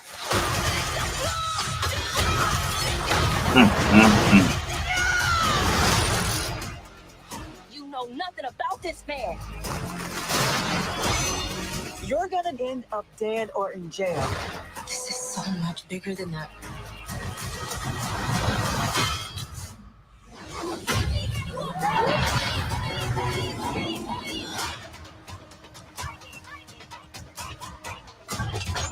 This is wild. A shady bunker. My bunker's not shady. Would a shady bunker have that on the wall? It's literally above a crate of self-guided missiles. I'm returning those. All right, we got a trailer here for Ironheart. Our first look in a really long time. We hadn't seen her really since Wakanda Forever. And Yeah, we know this was coming, but they haven't really talked much about it. For those of you who don't know, they're actually supposed to be dropping this in the 3-episode premiere. Very similar to how they dropped Echo, along with a lot of their recent arcs for their television programming, whether that be the animated Spider-Man series. Even did this when it comes to Andor also. But yeah, they're dropping the first 3 episodes together. So I am kind of curious if there's a little bit of a story arc there involved, or is this like a rush job of like we want to get past this series and move on to other bigger and better things. What are you guys' thoughts on this trailer? Can I go first though? Can I go first real quick? Do it. I gotta say, man, from a trailer perspective, this just doesn't grab me again. I feel like every first look that I get or any glimpse into this, maybe it's the case of like I don't I don't- I don't know what to expect, so I'm just not it just that hasn't grabbed me. There's nothing in the trailer outside of like the cool design for the Ironheart suit. I dig the suit. Like the graphics in here look great. Cinematography looks really great. Anthony Ramos as the Hood. I'm a big fan of Anthony Ramos. I think he's certainly an up and coming dude that I want to see more and more of. So I really hope he delivers in that regards. There are some things out of this series that I am looking forward to, but the way that this trailer is put together just doesn't do it for me in the sense of building up my hype for the series in any way, shape, or form. And I just got to say, like, I just don't feel like I know enough about Riri Williams to care. And I say that because one, I haven't really read her comic book, so I don't really know her as a character. I believe Brian Michael Bendis um, might have created her, if I'm not mistaken. And I'm a really big fan of him as a comic book creator, but I never read the comic books myself to really get a sense of what her personality is, what to kind of expect from a personality perspective. But when I saw her in Wakanda Forever and I see her again here, it's just not. It's almost like almost like a similar issue that I had with like Jessica Jones in the sense of like maybe I just because I don't know her very well, she's just not that likable to me. She's not like a protagonist that I feel like I can get behind yet and really kind of root for. There is something about her personality that like kind of rubs me a little bit of the wrong way. But I don't know enough about her upbringing, what she's been through to kind of warrant that or understand that a little bit more. So I am interested to hopefully get a little bit more insight in regards to her. But like the opening sequence of this trailer of the idea of like Riri Williams, I hear you're a genius. You've got 3 minutes. Like, turn this off sort of thing. I guess in my mind, I'm thinking to myself, I want to see her MacGyver the shit out of this. Like really show me like how good you are and like her open it up and take whatever else. And she's such a genius. She actually stops it. But instead, she uses that time to just escape. Like, granted, it's first off, she's super OP to be able to pull off the bar off the elevator door like that and then open it up and jimmy it up for herself. I don't know. It just felt like a character that took the easy way out instead of willing to kind of challenge herself in that kind of moment. And it left for like a really anticlimactic moment for me that just left me underwhelmed when I saw it. Again, maybe that's my own expectations that I had involved of wanting to see what she was capable of doing, but instead she took that opportunity to just escape and run away. And maybe that is part of her character arc. And that's why I said there's a lot more that I need to see. But from the stuff that I have seen of her from a protagonist point of view, I haven't really cared so much. And the things that they've shown me have given me reason not to care. And I'm going to go into this series open-minded, though, because I'm hoping that some of those questions and concerns that I have get answered in this series to where by the end I have a bigger appreciation for her as a character. But that would be the pushback that I have. in regards to her. Again, Anthony Ramos loved visual effects. I was a big fan of, but outside of that, I don't know how to feel about it. What about you guys though? You want to go next, Stuart? Yeah, I'll be pretty quick. Okay, I got worried for a minute because like when you were talking about her taking the easy way out, I'm like, I think that's the point. But then you mentioned that like kind of towards the end, because I do think that that's going to be like one of the big things about her. It's like working hard and then suddenly having this opportunity to make a lot of money to be able to work on her suit, but in return it's some shady stuff. And so therefore I think it's going to be kind of like an idea of her like taking the easy way out, kind of like what she did with the elevator. That said, everything else, I do kind of agree with you in the sense that there was definitely nothing in this trailer that really gripped me. And then, I liked her in Black Panther Wakanda Forever, but with that, her character, I feel like didn't get to shine as much because she was really more there for like Shuri to be able to kind of like develop an arc for Shuri to kind of like have that kind of older sister dynamic with her. And so therefore, I didn't really think like she didn't have much of a character for herself. So that's something that, I definitely look forward to seeing in the show when it comes out. But I do kind of agree that like, and it's not that it was a bad trailer. It's not that it looked bad. It just didn't show me anything like new, anything like exciting that I haven't seen in a Marvel movie already. One of the things that I get with this trailer and the way I look at it, especially when it comes to the Disney Plus stuff, I look at it as a TV trailer. I think we're so used to trailers like Moon Knight, different stuff like that, where they're putting movie type money, behind the trailers to make them extravagant to try to, reel you in. When it comes to this character, I think they're marketed as what the character is. It's going to be a hard role, for her because she's always going to be compared to Iron Man, right? Mm. She's not Iron Man. She's a totally different character that's inspired, through different people. She's more inspired through Wakanda and their practices than she really is Tony Stark, other than, the suit and being a genius. With the way she puts technology together, she's more inspired by Shuri. She is, to me, somebody who stands out. That's what I was going to say. She takes the easy way out. She had multiple choices of what to do. She could have stopped it, but she decided to get out quicker. Part of that could be from trauma, from what she just went through, dealing with, Namor and everything like that being captured, is let me get out because I might be stuck here or, die. So that could be trauma that makes her take the easy way out of everything. Stuart brought up a good point about getting funding for the stuff that she wants to do. There's an easy way to do it, and then there's a longer, harder way to do it. She wants to make a change so bad and show how much of a genius that she is, that she probably takes the easy way out and takes the money in order to be able to do, not knowing what she's getting herself into and not researching. So maybe it's critical thinking. Some go is going to be some type of arc where she's shown that everything that easy isn't good, all money isn't clean. All money isn't good money, or how it goes. There's also rumors of other stuff happening to show other characters that we have said have been popping up since the beginning of Disney television on Disney Plus, but we're not going to get into that because if we don't, maybe it actually pop up. But I enjoyed the trailer for as it was a TV trailer. I think a lot of what happened with this character happened off screen, hence her saying her, her being abroad in Wakanda.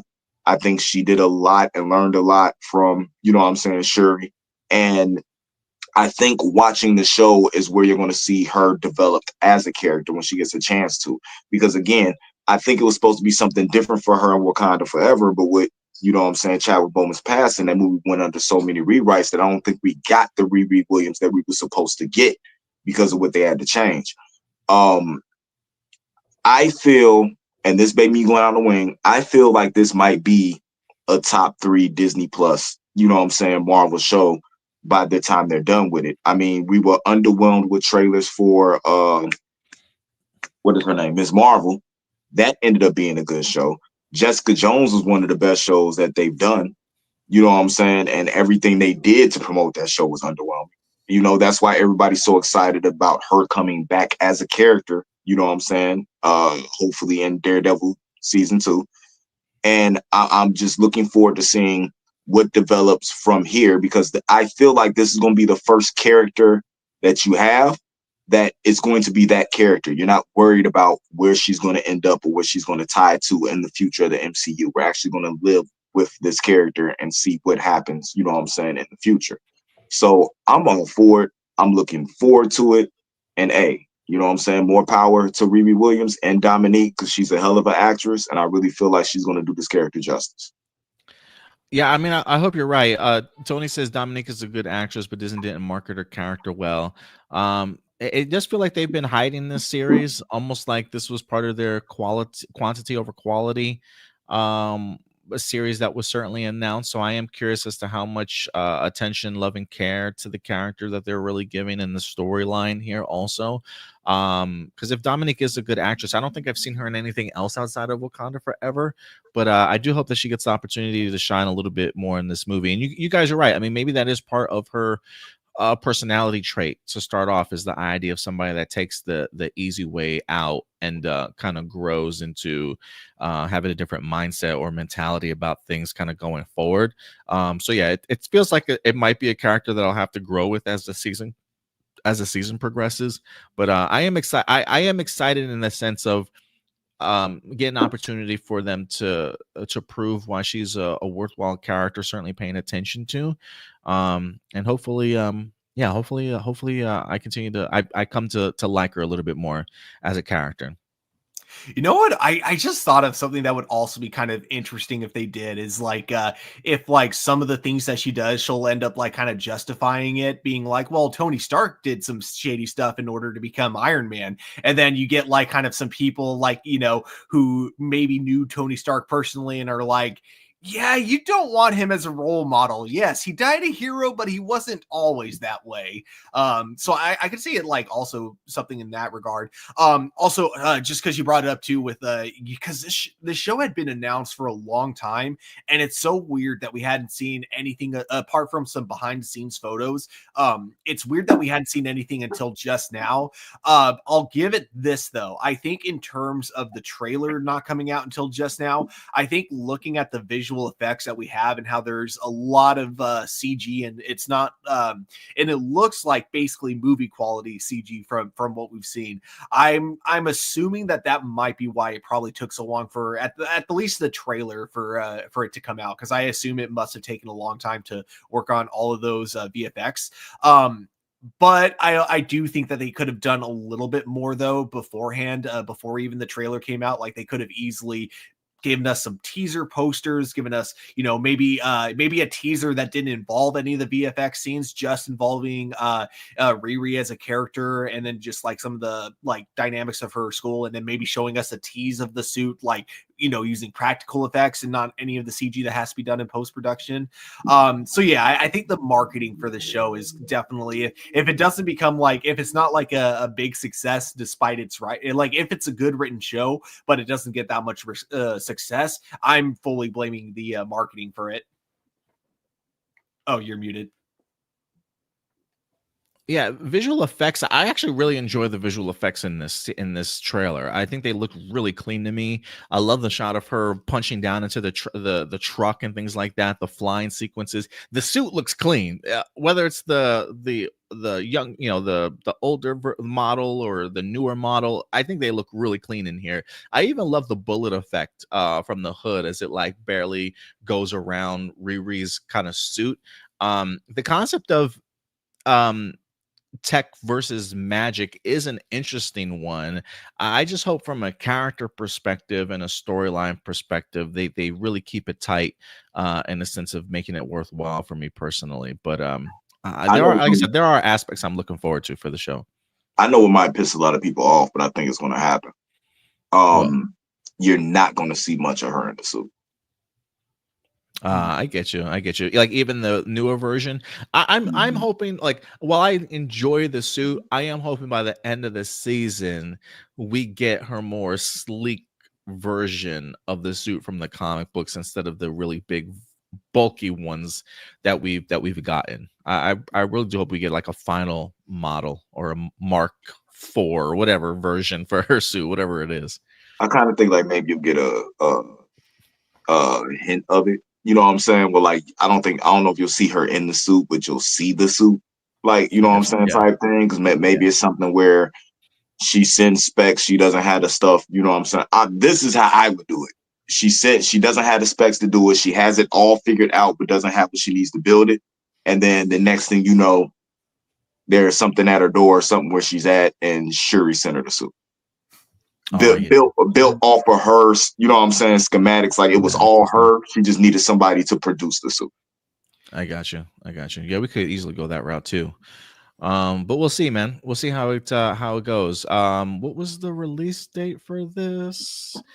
Did I have it up here somewhere? It was on, hold on, let me pull this banner down. June 24th. And I did find it interesting that they released this the same day as Superman. The Superman trailer. I will say I am at least appreciative that they dropped it before the Superman trailer.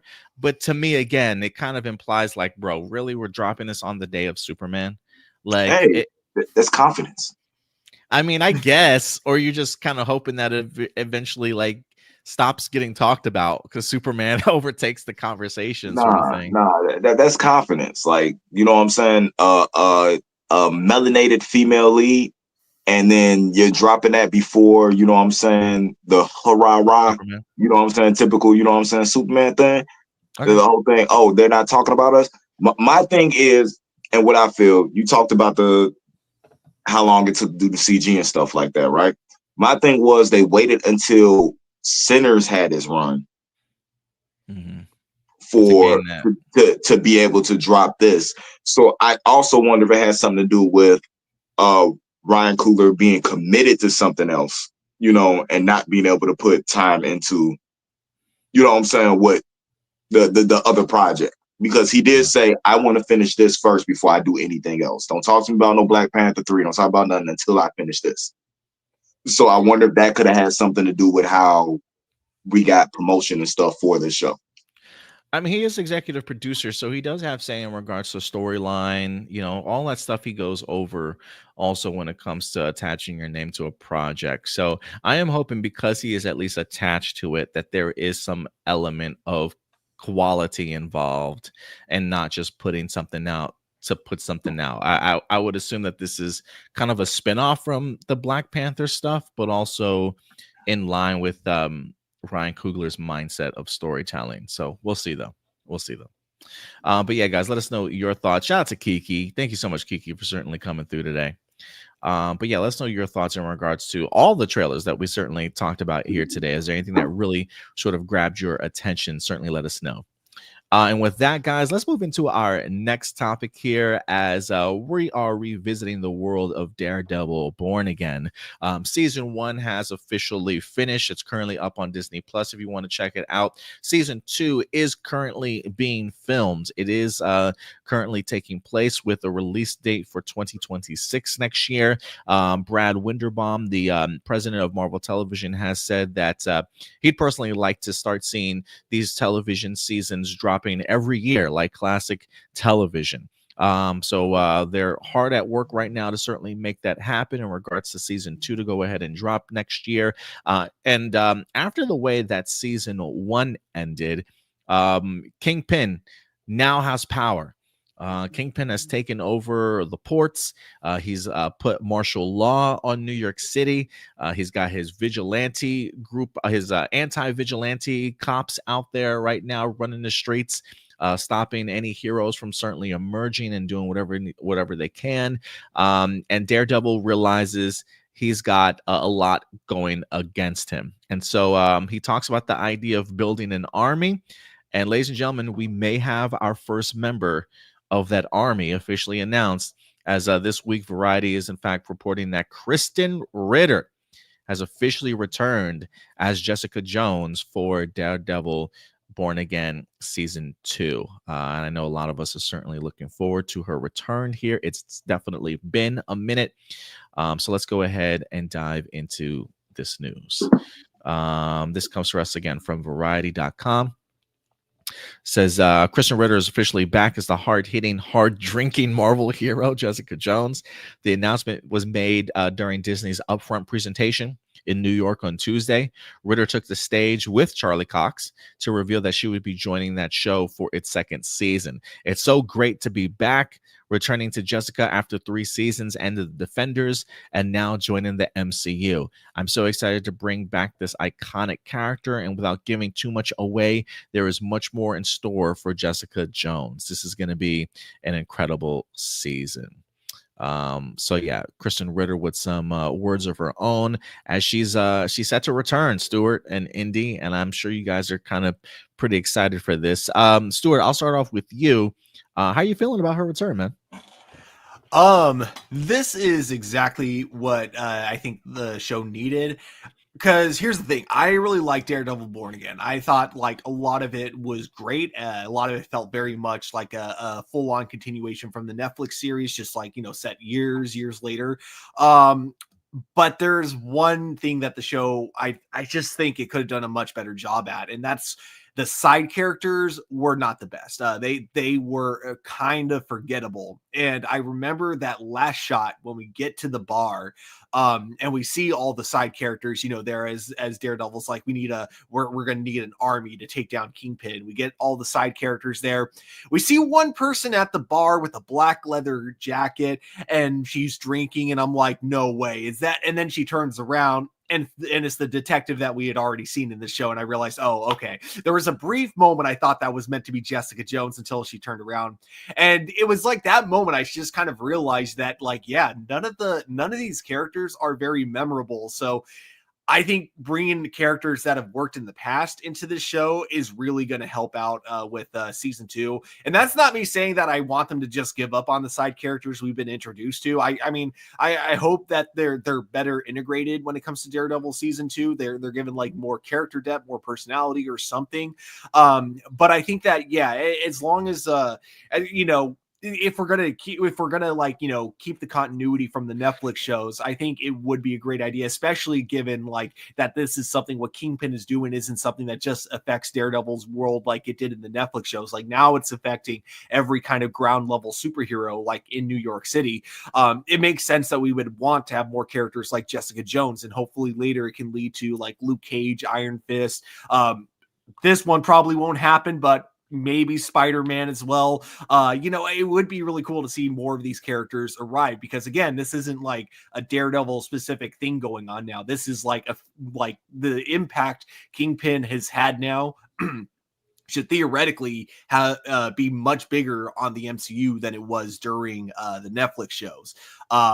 So yeah, I think bringing her back is awesome, and I hope it's like kind of the first step of like bringing back a few other characters that we all know and love from the Netflix side of Marvel. Yeah, I will agree with you in a sense that, like, while there are certainly some side characters that I enjoy, they don't have the same gravitas or impact that the Netflix side characters certainly had. So, but again, it was just only one season of Daredevil Born Again. Daredevil Born Again hit different when you had somebody like a Karen Page pop up. It just felt like the emotional stakes were raised a little bit more, and you still get that emotional attachment that I felt was maybe missed a little bit from Daredevil Born Again. So the idea that we have some of these characters returning from Netflix is always a great thing here. What about you, Indy? How are you feeling about the return of Krysten? As I just said, Jessica Jones was a top 10 show for me, probably top 3 when it comes to the Disney Plus shows. She, to me, signified that character to the point that that's the only image of the character that is ingrained in my head. You know, when it comes to when I see Jessica Jones, I see Krysten Ritter. There's very few people we live like that with, like Tony Stark, you know what I'm saying, different things. They are that character. She's of that echelon when it comes to that. So I'm excited for that. Funny thing, I might be a little different from you guys on it. I feel like that's the only character as far as superpower that they need to bring back from the old Netflix era. Okay. That you know, and that's just because of, I feel the tone of her specific show matches the tone of this Daredevil show, you know what I'm saying, that we have now, better than the other 2 shows. The other 2 shows were a little Well, come on, Luke Cage was just Black Lightning dubbed. To be totally honest with you. And we know how I felt about Iron Fist, but we know how everybody else felt about Iron Fist. And I really think that my image of Iron Fist came off of Game of Thrones. You know what I'm saying? Like, I was for anybody that was in Game of Thrones to do big things later, and majority of them failed.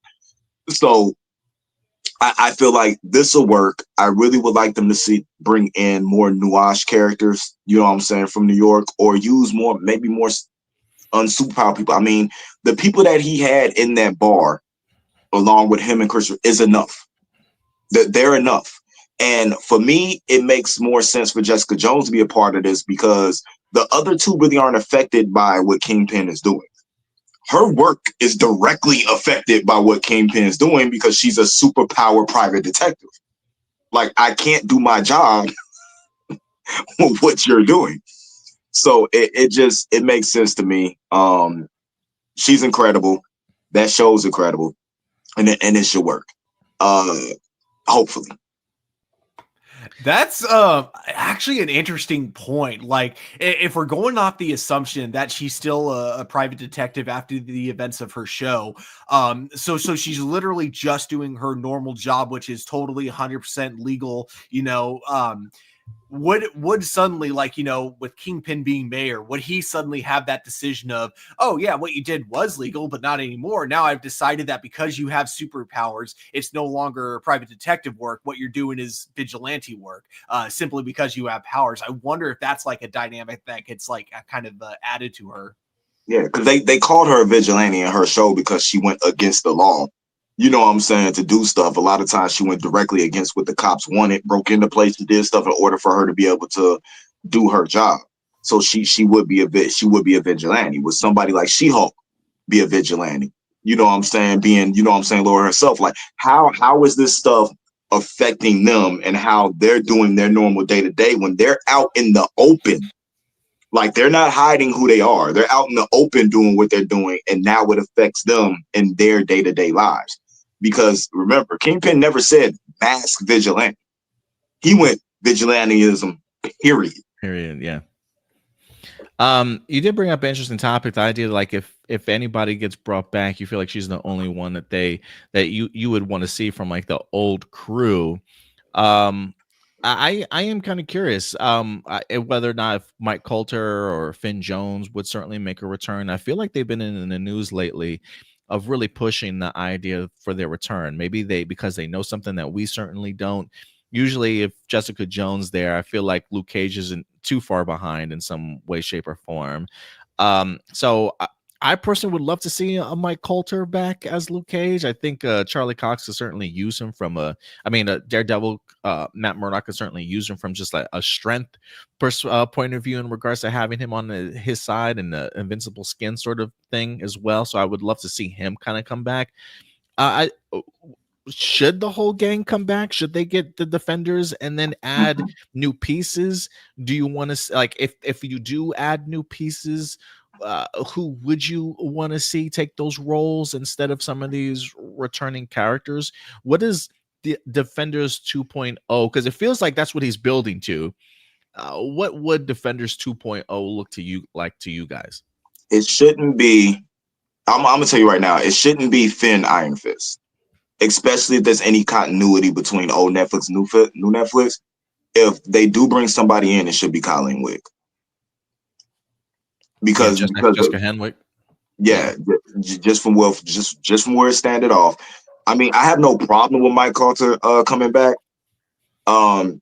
But he did come out. Oh, look, Marcelino posted it. He did come out and say he had no interest in returning because he doesn't want to be typecast as Luke Cage. But you know, Disney money, Marvel money can change a lot of minds when it comes to something like that. And maybe the success of what, you know what I'm saying, Daredevil did, because this show was successful. Maybe that'll change his mind. But you know what I'm saying, there's a lot of big, strong, you know what I'm saying, bald-headed black men that could play Luke Cage. So I'm not worried about that. But no, I really feel like they should stick to trying to make the story. If they bring characters in, I really don't feel like Luke Cage had long enough to establish something. Like he had his season, he had the Defenders, you know what I'm saying? It's 2 seasons in the Defenders. It's something about the way Jessica Jones was written where I feel like she's further along as a character than the other 2 are. Whereas I feel like you don't have to spend as much time with her, you know what I'm saying, in the limited number of episodes you have in order to get her point across and what's going on. So I feel like she's just a better character. And then, of course, look, we got the Punisher sitting over there, you know, and we know anywhere Karen Page is, you know what I'm saying, he's going to be crawling right along behind her. So I feel like they have enough in order to stand up against a Kingpin when it comes to who they have there. If they add, you know what I'm saying, to Jessica Jones, I don't want it to be oversaturated with heroes to the point where when you put that team together, you don't need the public anymore. Because I think this next season is going to be more of the public standing up against, you know what I'm saying, Kingpin and what he's doing, and giving the power back to the people. If the people you have if the powers you have represent the people are greater than the people, then what do the people need to stand up for? They'll just sit back and let them do it. I really think you're going to need to have an uprising, and I feel like they have enough for that with the city. I think you're gonna need more than just the uprising. I mean, I think the uprising. I think you're onto something there in the sense of you need the people to fight back. But I kind of look at this as almost like a Power Rangers Lost in Space moment, where you got like the Power Rangers there, but also the people behind them in a sense, right? Like you need that first line of offense to go in and then hype the other people up. So I do think that there's a level of superpowers that need to be involved to kind of get the masses going here, and then the people will follow. But this comes to where you were saying you feel like the side characters didn't get enough shout. You know what I'm saying? Because you not only have a whole list of cops, you know what I'm saying, that are following basically the entire police force because he's using his little gang, he's using his little SWAT gang, and the police force doesn't mean anything anymore. You know, they just killed the chief, you know what I'm saying, the police, and the spoilers for anybody else saw show, I'm sorry. You know what I'm saying, what's going on with that? You have them, you have trained people in order to help you out. And if you got White Tiger's niece, you know what I'm saying, who's there. I was thinking about White Tiger, but I'm like, how old is she, dog? Like she's older. She's old enough. She's older than what Peter Parker was when he started. So it's like, I don't know how old she is in the show, but yeah, she just feels like super young. Yeah, I think it's because the girl looks super young. It could, you know.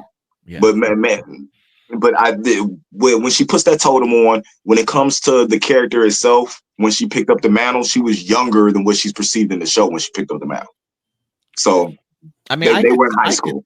I could see if they wanted to do that, it feels like they've been leading to it. Otherwise, I don't know if you introduce her or not, if you didn't have plans on her eventually maybe becoming a White Tiger. So maybe that could be it. I am curious if Frank returns to the city. Maybe that's somebody that you have next to your side. So you've got 2 characters that you've already introduced from season 2. You still have Bullseye out there who's after Kingpin. You know what I'm saying? That you have multiple people out there already. And then you had Daredevil, you had Jessica Jones, you had Punisher, possibly a White Tiger. You got Bullseye coming from the other side, who and I agree with the approach that he's taking. But you know what I'm saying? He is taking some awareness off of what's going on because he's probably coming after Kingpin more Vanessa than anything. You know what I'm saying? So it's like you got the cops, you got the people. I feel like it be enough when you come to the stance he's trying to make of we're going to take our city back. You know what I'm saying? Type deal.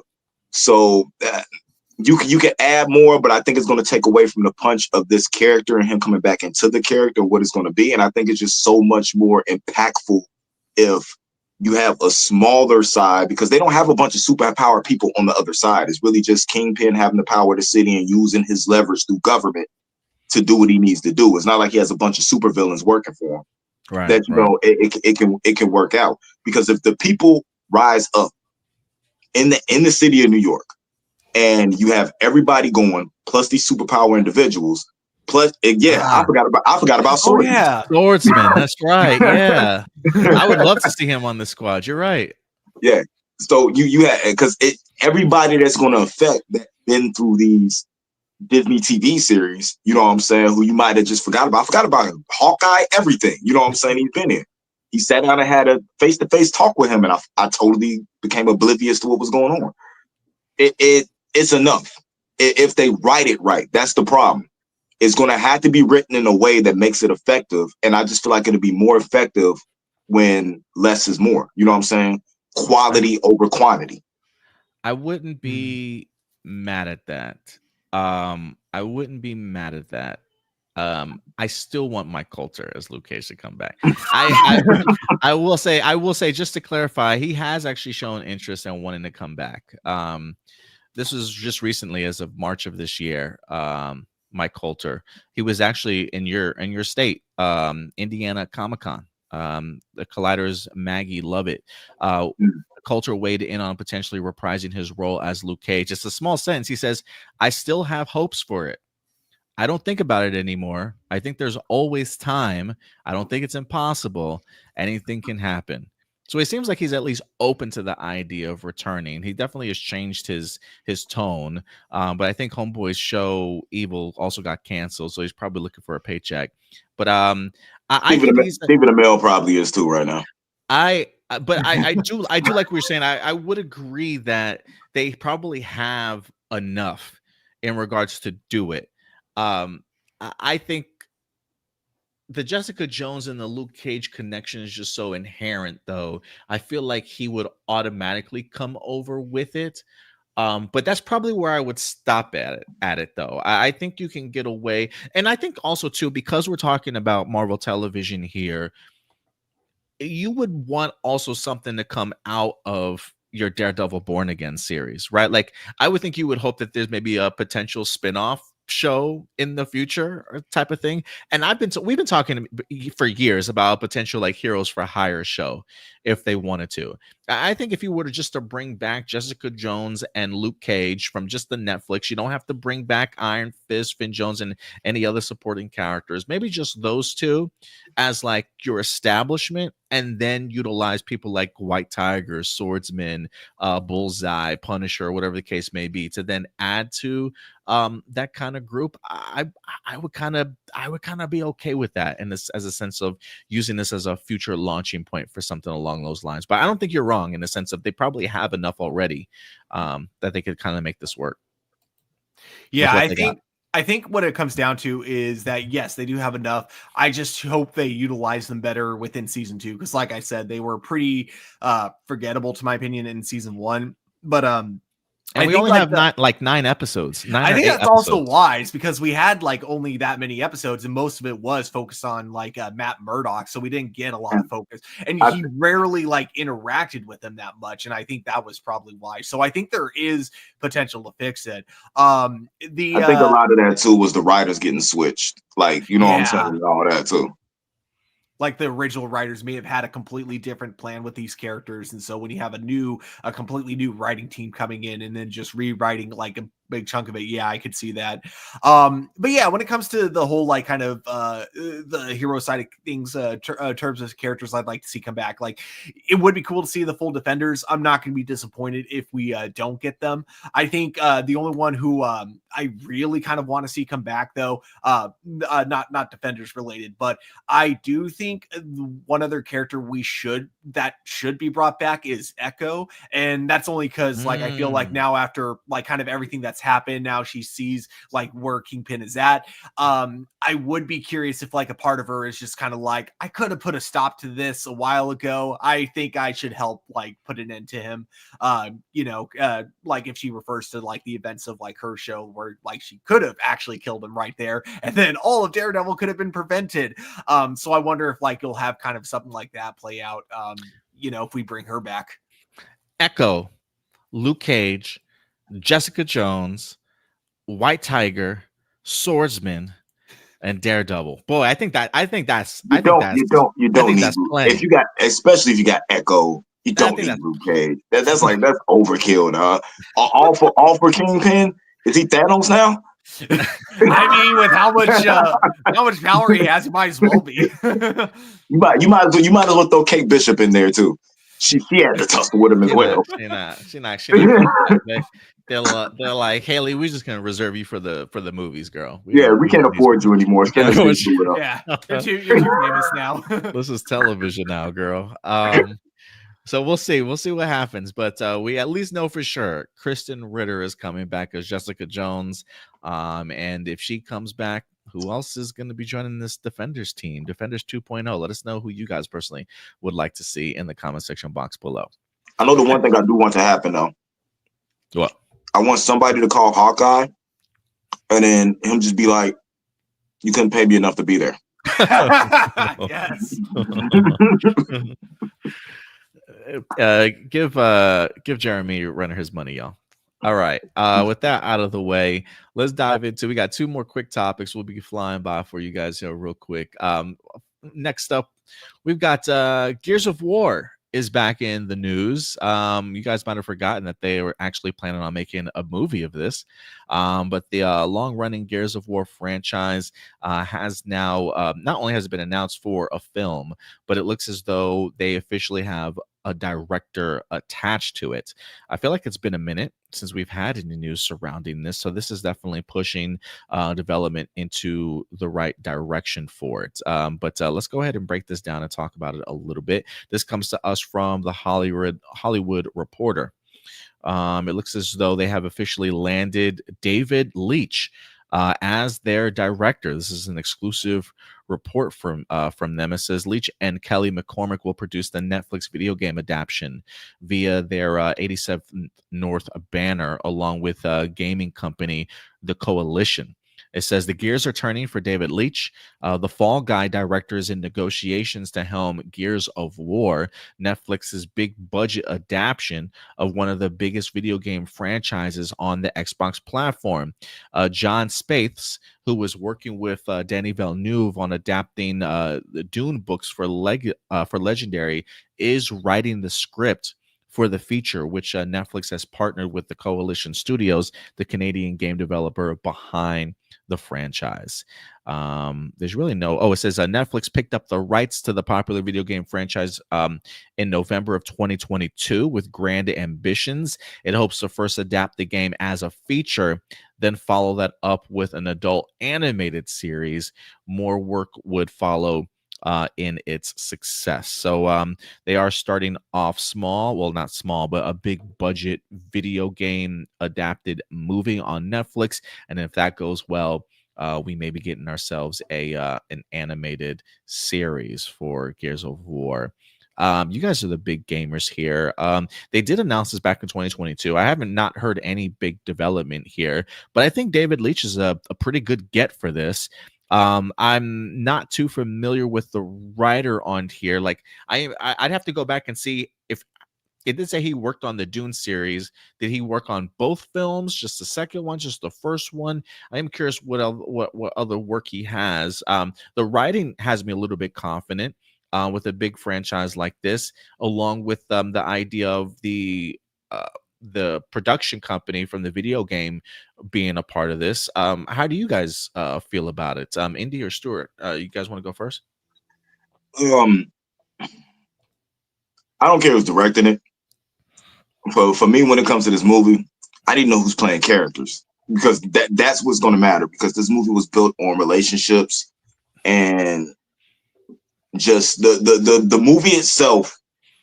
They could do this step by step with the game, and it's going to be the best thing ever put on the big screen. You know what I'm saying? Live action. It's set out for them, at least through the first 3 games, and how it goes. So as long as you do that, you're good. I'm worried about who's getting cast in the movie and when we're going to get the fucking next game in the series, because it's been like 7 years or something like that, and we haven't got the next game. We're just on a cliffhanger, and they just have us dangling. But this is something I give up on, because I'm to the point now. What are we getting first? Spawn, Blade, or Gears? Like where we could place bets on which one's coming first. They got books. It's so much lore that goes with this, that this will be the next big franchise hit. Anybody who likes military, sci-fi, you know what I'm saying, storytelling, like it has all the elements of everything in this movie that people love. And you know what I'm saying, Dave Bautista is old now, and he's getting to the point where he's not going to be able to play Marcus Phoenix. I totally forgot Dave Bautista was cast in this. Did he cast? Would they cast him already for this role? I think that was like one of the early announcements. I know he was fan cast, but I couldn't remember if he was. No, that was one of the early announcements they were talking about, but I don't even know if he's attached to it anymore. And you know what I'm saying, as far as it goes, and I don't want Jason Statham as Marcus Phoenix. So I love that Jason Statham is just like the go-to. He's not like the default for any action films. Yeah. So I mean, I don't know if you played through any of the games, Adam. Maybe like the first two. That's about it. Yeah, but like this was the first game that made me cry.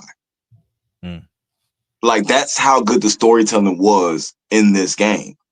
And in a movie, if they follow the layout of how it goes, we already know that they can make it look good because we've seen what effects and stuff look like now. I would cry.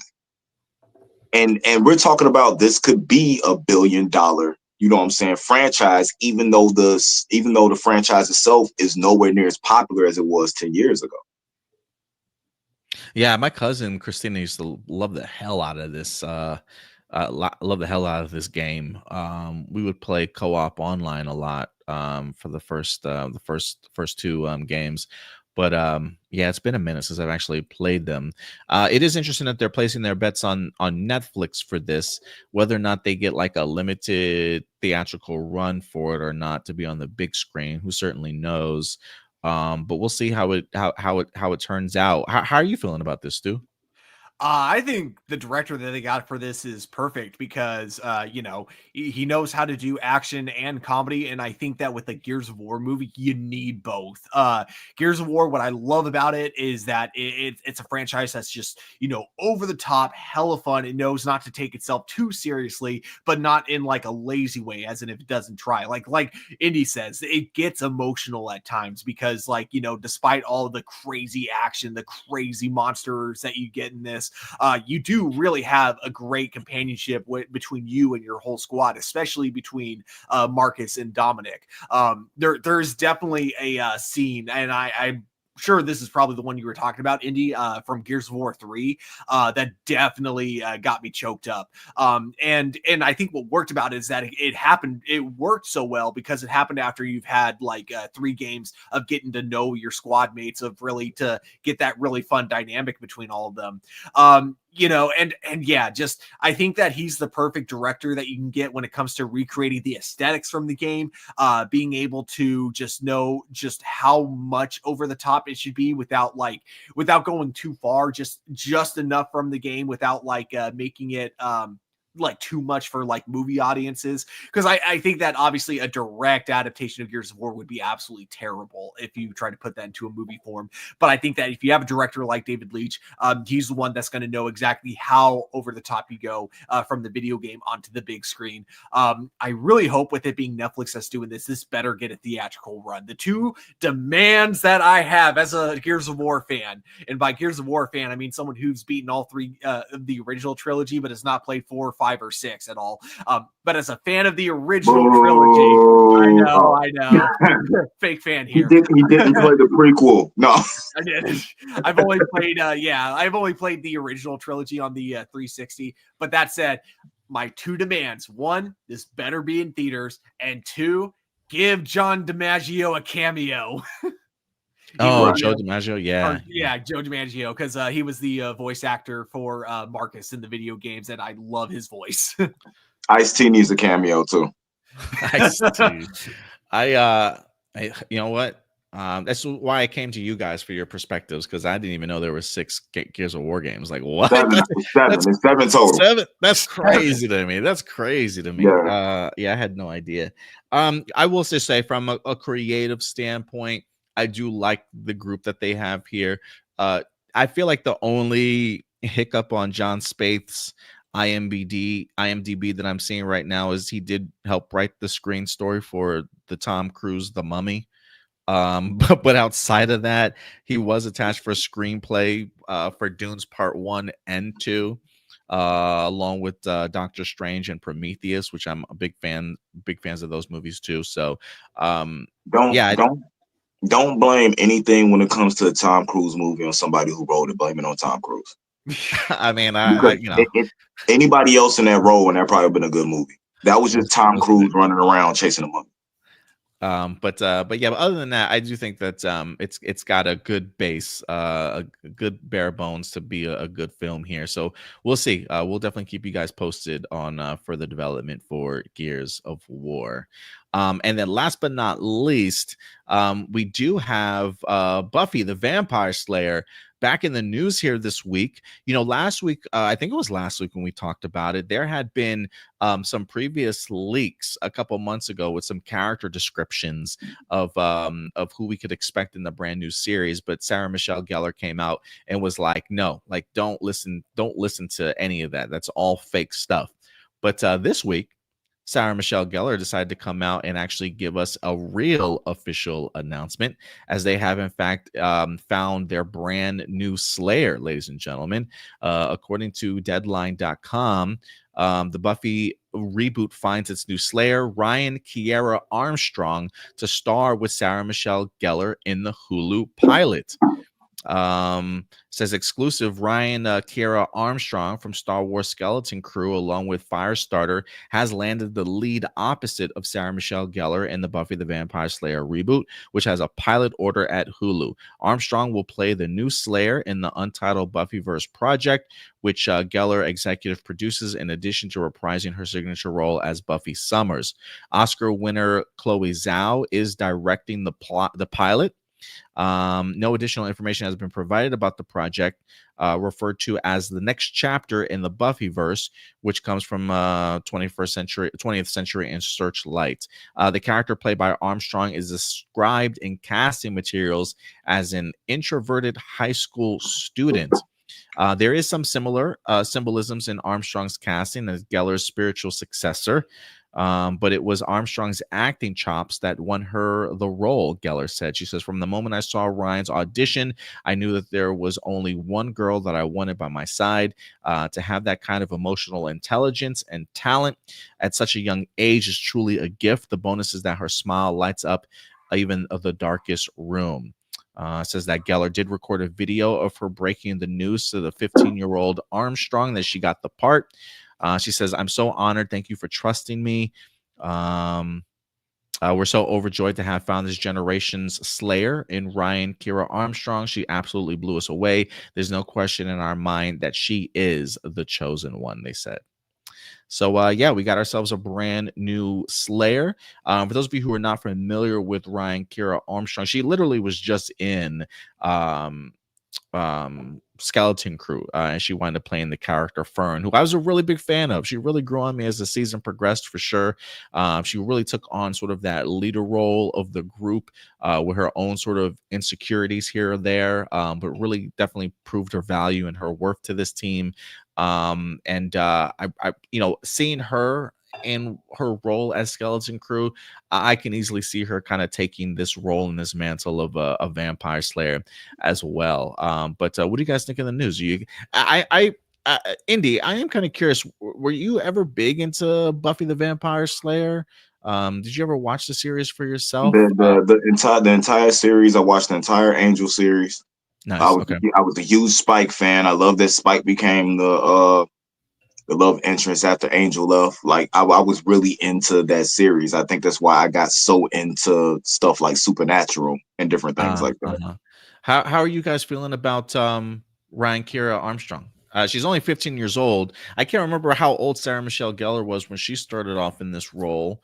We got ourselves a new Slayer here. I take it from the movie and the Slayer being in high school. In high school, yeah. You know what I'm saying? Like that.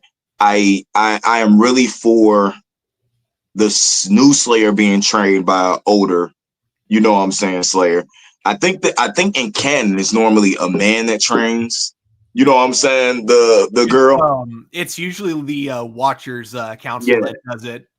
Yeah, and the Watcher Council is normally, I haven't seen a female member of the Watcher Council. There was one who sorry, I'm a huge Buffy nerd. Yeah. There was one that trained Faith briefly, who is a woman, but then she turned out to be a corrupt Watcher, and I don't remember what happened to her. I think they killed her or something. Oh, Faith was honestly like one of my favorite characters from the, you know what I'm saying, the show to start off with. But I think it's interesting that you have a former Slayer training a new Slayer is what it sounds like the synopsis is. So I want to see what that dynamic is going to be and where the former Slayer, you know what I'm saying, where Buffy stands as far as where her skills and stuff are at, because Buffy was OP. Buffy was literally OP. Like she reminded me of One Punch Man at times. There was nothing that could happen to that girl where she wasn't going to figure out a way out of the situation. So it's interesting to me. It's interesting to me if they have cameos, because the majority of that cast is still alive and still around. So it's something that, if done right, it could be really, really popular. And with that fan base for that show, with people wanting shows like Supernatural and stuff like that back, like they just start. You can start the whole show over. We don't care. We just want new Supernatural. I feel like it's going to fill a void that's missing. So they have a chance at success, but they are going to be under such a microscope with people picking apart everything that they do. Yeah. Yeah, it's definitely a very important fan base to a lot of people. So the fact that they're even returning this, I mean, Sarah Michelle Gellar always was under the impression that she was never going to do this again, or that the show was certainly never coming back. So it is interesting to see that there was something about the script or the direction that kind of captured her attention enough to be like, yeah, maybe this is a direction we should kind of go back in. But Stuart, how are you feeling about them finding this new Slayer and who they cast? Really excited. I'm curious what events are from the show are still going to be carried through here, because the way the show ended, it was like basically anyone who had the potential to become a Slayer would have that potential unlocked, and so you essentially end the show with there being like hundreds of Slayers all around the world now. So I'm curious if there's something like a spell, because it's Buffy, so like, you know, when it comes to magic, literally anything can happen. They can write it like however they want to. So I'm curious if it's like a spell that makes it so like everyone loses that, and so maybe this new girl's like the only one who keeps it. You know, I'm very curious where they go, what makes this new character so special that, you know, makes her a very important Slayer compared to like the other hundreds of Slayers that now exist throughout the entire world, or if that's no longer a factor. Oh man, there was a comment here I saw talking about. Oh yeah, here it is from Marcelino. Wonder how the canon comics are going to factor. Will they be completely decanonized because they are good? I actually haven't read too many of the comic books. I wasn't. And it wasn't because they were bad. I just wasn't the biggest fan of the comic books. And that was just because they tonally just didn't feel like anything I like. The things that I loved about the show didn't feel like they were there in the comic books, but it's also been years since they came out. So, you know, maybe if I were to read them now, I would have a completely new like perspective on them as a whole. But yeah, I personally, if they choose not to acknowledge the comic books, I'm totally fine with that. But with this new Buffy, with her training a new young Slayer, I think that's exactly what you need for a Buffy reboot. I think that if she's the mentor for this Slayer, that also makes sense, because I think that the way things ended between her and the Watchers, it makes sense that she wouldn't trust the Watchers at all. The only one that she would trust, or maybe not even two, actually no, because one of them's even dead actually. So the only one Watcher she would trust is Giles. So I think that like her or Giles being the mentor to this new Slayer would make sense. And then on top of all of that, the fact that this is something that Sarah Michelle Gellar actually wants to do means that we're probably going to get a really good performance from her, because we've seen her now in the Dexter reboot, and she is absolutely awesome. She is like killing it in that show, which makes me so curious how they write her out of the show like later on, because she's not in the original Dexter. But like I'm absolutely loving her character, and I'm really enjoying like seeing her kind kind of make this really big. She's really been coming back recently, because not only that, but she was also in the Teen Wolf reboot movie, if I'm not mistaken. So it's really cool seeing her make this like really big comeback. Lastly, one thing I want to say is they mentioned this new Slayer being an introvert. That really gets me excited, because now we're going to have a dynamic where it's going to be really hard for Buffy to relate to her, because if you know anything about Buffy, she was not an introvert in the original show. Like, the only reason she wasn't like with the popular kids is essentially because obviously she was busy being a Slayer, and so therefore didn't really have much of a social life outside of her close friend group. So she, you know, even though she liked the idea of being a cheerleader, she liked the idea of being like with the more popular students, she didn't really fit in with them as well because of her Slayer dynamic. But it was definitely not because she was introverted, because she's definitely a lot like Peter Parker in that way. Like, she loves making jokes, especially like when she's under a lot of stress and that kind of stuff. So I'm very curious to see what this dynamic between the two Slayer, what it's going to be now, with her as the mentor to this new Slayer who's definitely more of an introvert. In fact, I think it'd be funny if they bring Giles in for an episode and she relates more to Giles than she does with Buffy. I think that would be a hilarious dynamic to go with.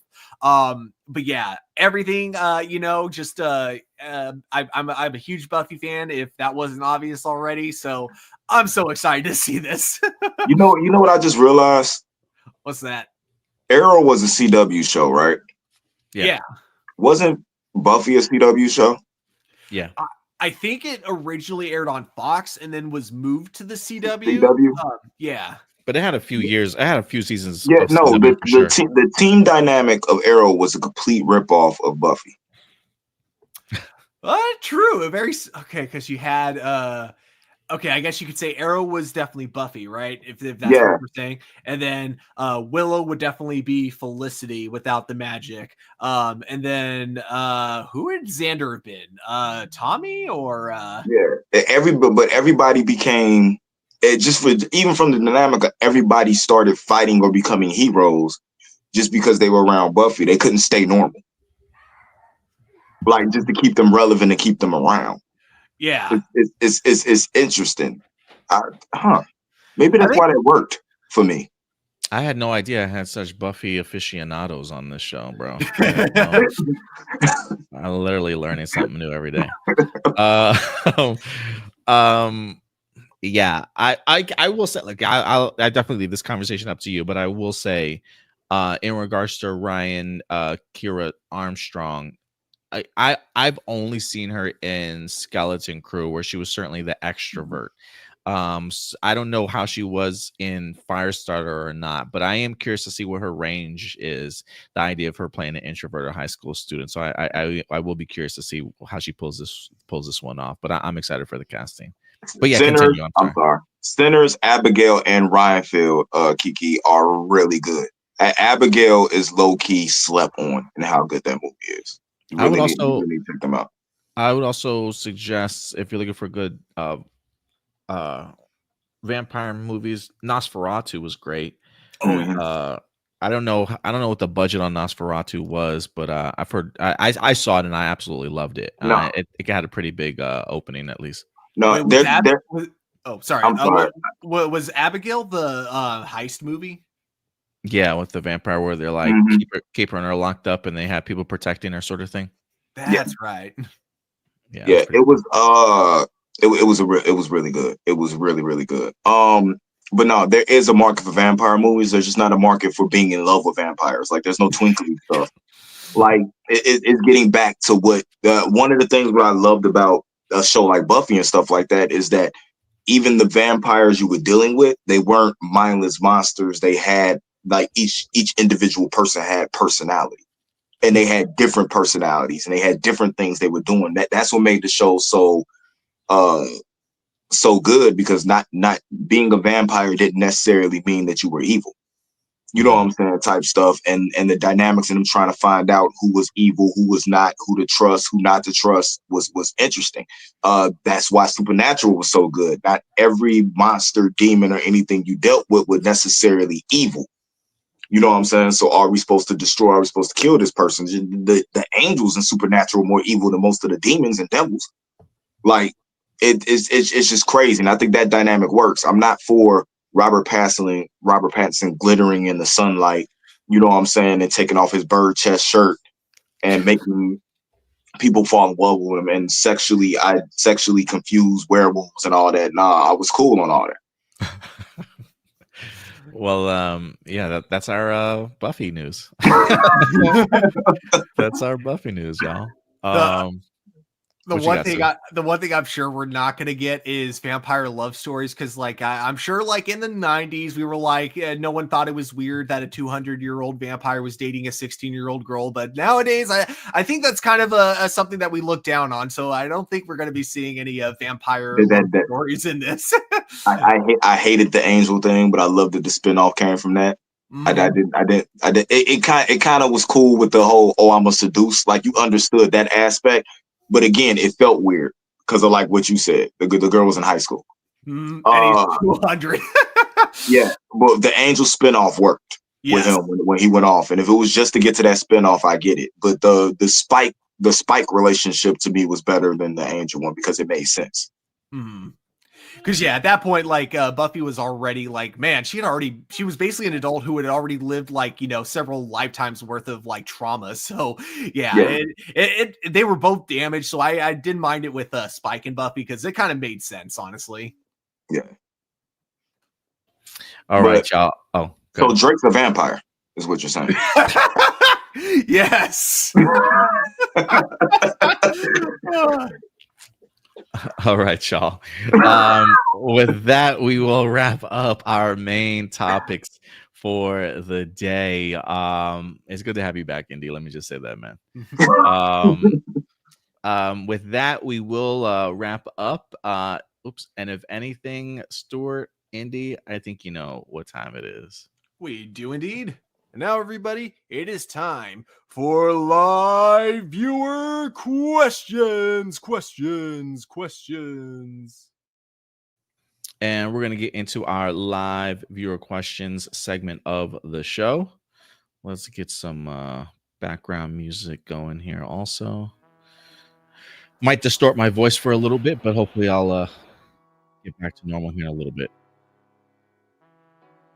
Let me go ahead and get this set up for y'all.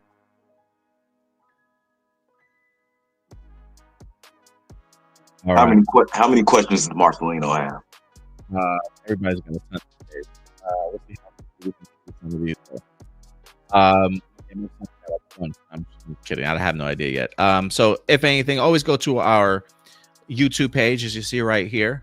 Click on that post tab, and right down below, every Saturday afternoon or Saturday evening, we will be posting live viewer question posts. We got 12. Oh God, y'all. I'm wondering if some of these are replies. Yeah, some of these might be replies. So let me newest first, and then we'll work through. How are we looking here? Okay, Jessica Friedman. When do you think the new season of My Adventures of Superman will start? And do you think Disney is done making live action remakes after Snow White flopped at the box office? And which Power Ranger spinoff do you wish we had gotten more seasons of? Live action remakes, I think they're gonna wait to see how Lilo and Stitch does. That could be monstrous at the box office, along with Moana. So let's wait and see on how those two certainly do first. But yeah, we'll see. I think it's very much a wait and see. Stuart, do you know when My Adventures of Superman the next season drops? As of now, there isn't a release date, but it is slated for this year. Okay, cool. So 2025. And then any Power Ranger spin-offs or any Power Ranger like shows that you think wish you would have gotten more seasons of. RPM's definitely the first one that comes to mind. Time Force is another one for me. Ooh. I got two. I got one Sentai. I got one Saban, I guess. I don't know. Was that Saban? No, that'd been Disney. Mystic Force. Mystic Force and Go Kiger. Yeah, I would have liked to see more of that. I definitely, and I'm talking Sentai, give me Kira Major for sure, and even more Go Busters and Tokuger. Those would be my three I would love to see a little bit more of. But Power Ranger wise, Time Force is the first one that comes to mind for me. And I'll even say it, Cosmic Fury. I wouldn't mind seeing Cosmic Fury continue to see how things would have continued on with them going forward. Blossom, wouldn't it be cool if they had a Toku series that has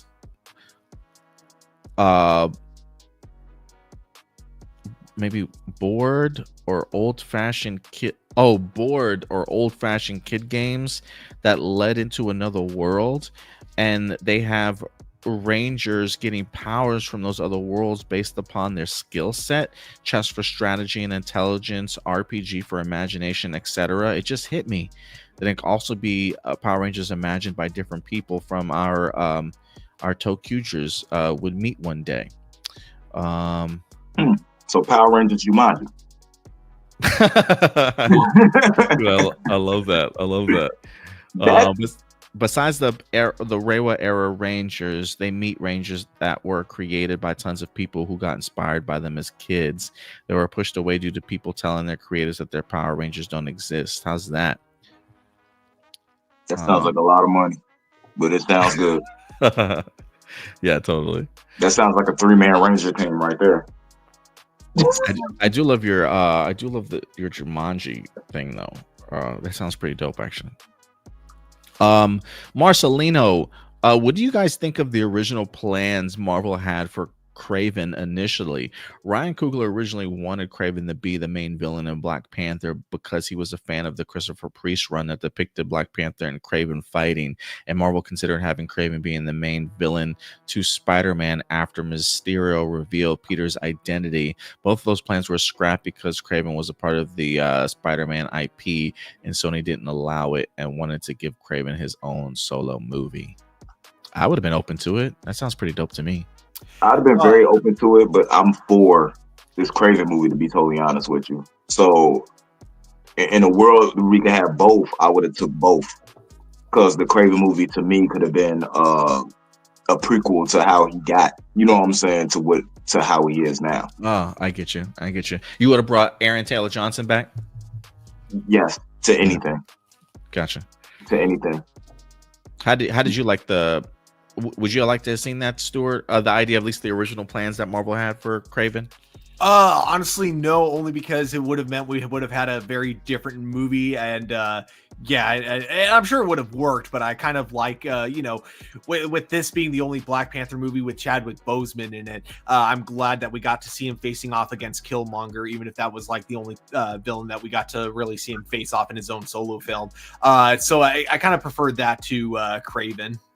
Gotcha. What was your reaction to the CGI cameos on the Flash movie and the controversy surrounding them? Nick Cage said the cameo he filmed was not the same as the one we see in the movie, and that he worried about AI taking over the film industry. The cameos were filled to the brim with bad CGI, and the crew said that was on purpose so the audience could see Barry's point of view of everything being disjointed in the Speed Force. But the worst part of the cameos was George Reeves' Superman. While there were a bunch of dead actors brought back to life with bad CGI, George Reeves was the worst due to the history behind it. George Reeves was the second live-action Superman, starred in the TV show Adventures of Superman. According to most reports, he hated playing Superman and was embarrassed of how childish it was. He wanted to leave as early as season 2, but stuck around until the end, and he blamed Superman for failing acting career. About 1 year later, George Reeves ended his own life at the age of 45. While there are some conspiracy theories that he was murdered, but that hasn't been proven, and the most widely accepted theory was that he committed suicide, and it's very clear that he would not allow his likeness to be used for the Flash. This is more than petty. This is just an immoral on WB's part. As far as my reactions to the CGI cameo, I was not a fan personally. I really wasn't. Visually, I just don't think it worked for me. I get what they were going for, but I just it was kind of cringe to me, if I could be honest with you. Like, just watching in the movie theaters, the CGI was just terrible, and if that was the point to it, I was just looking at these like, oh, like these faces look yeah, it definitely took me aback a little bit. I personally was not a fan of it though. What about you guys?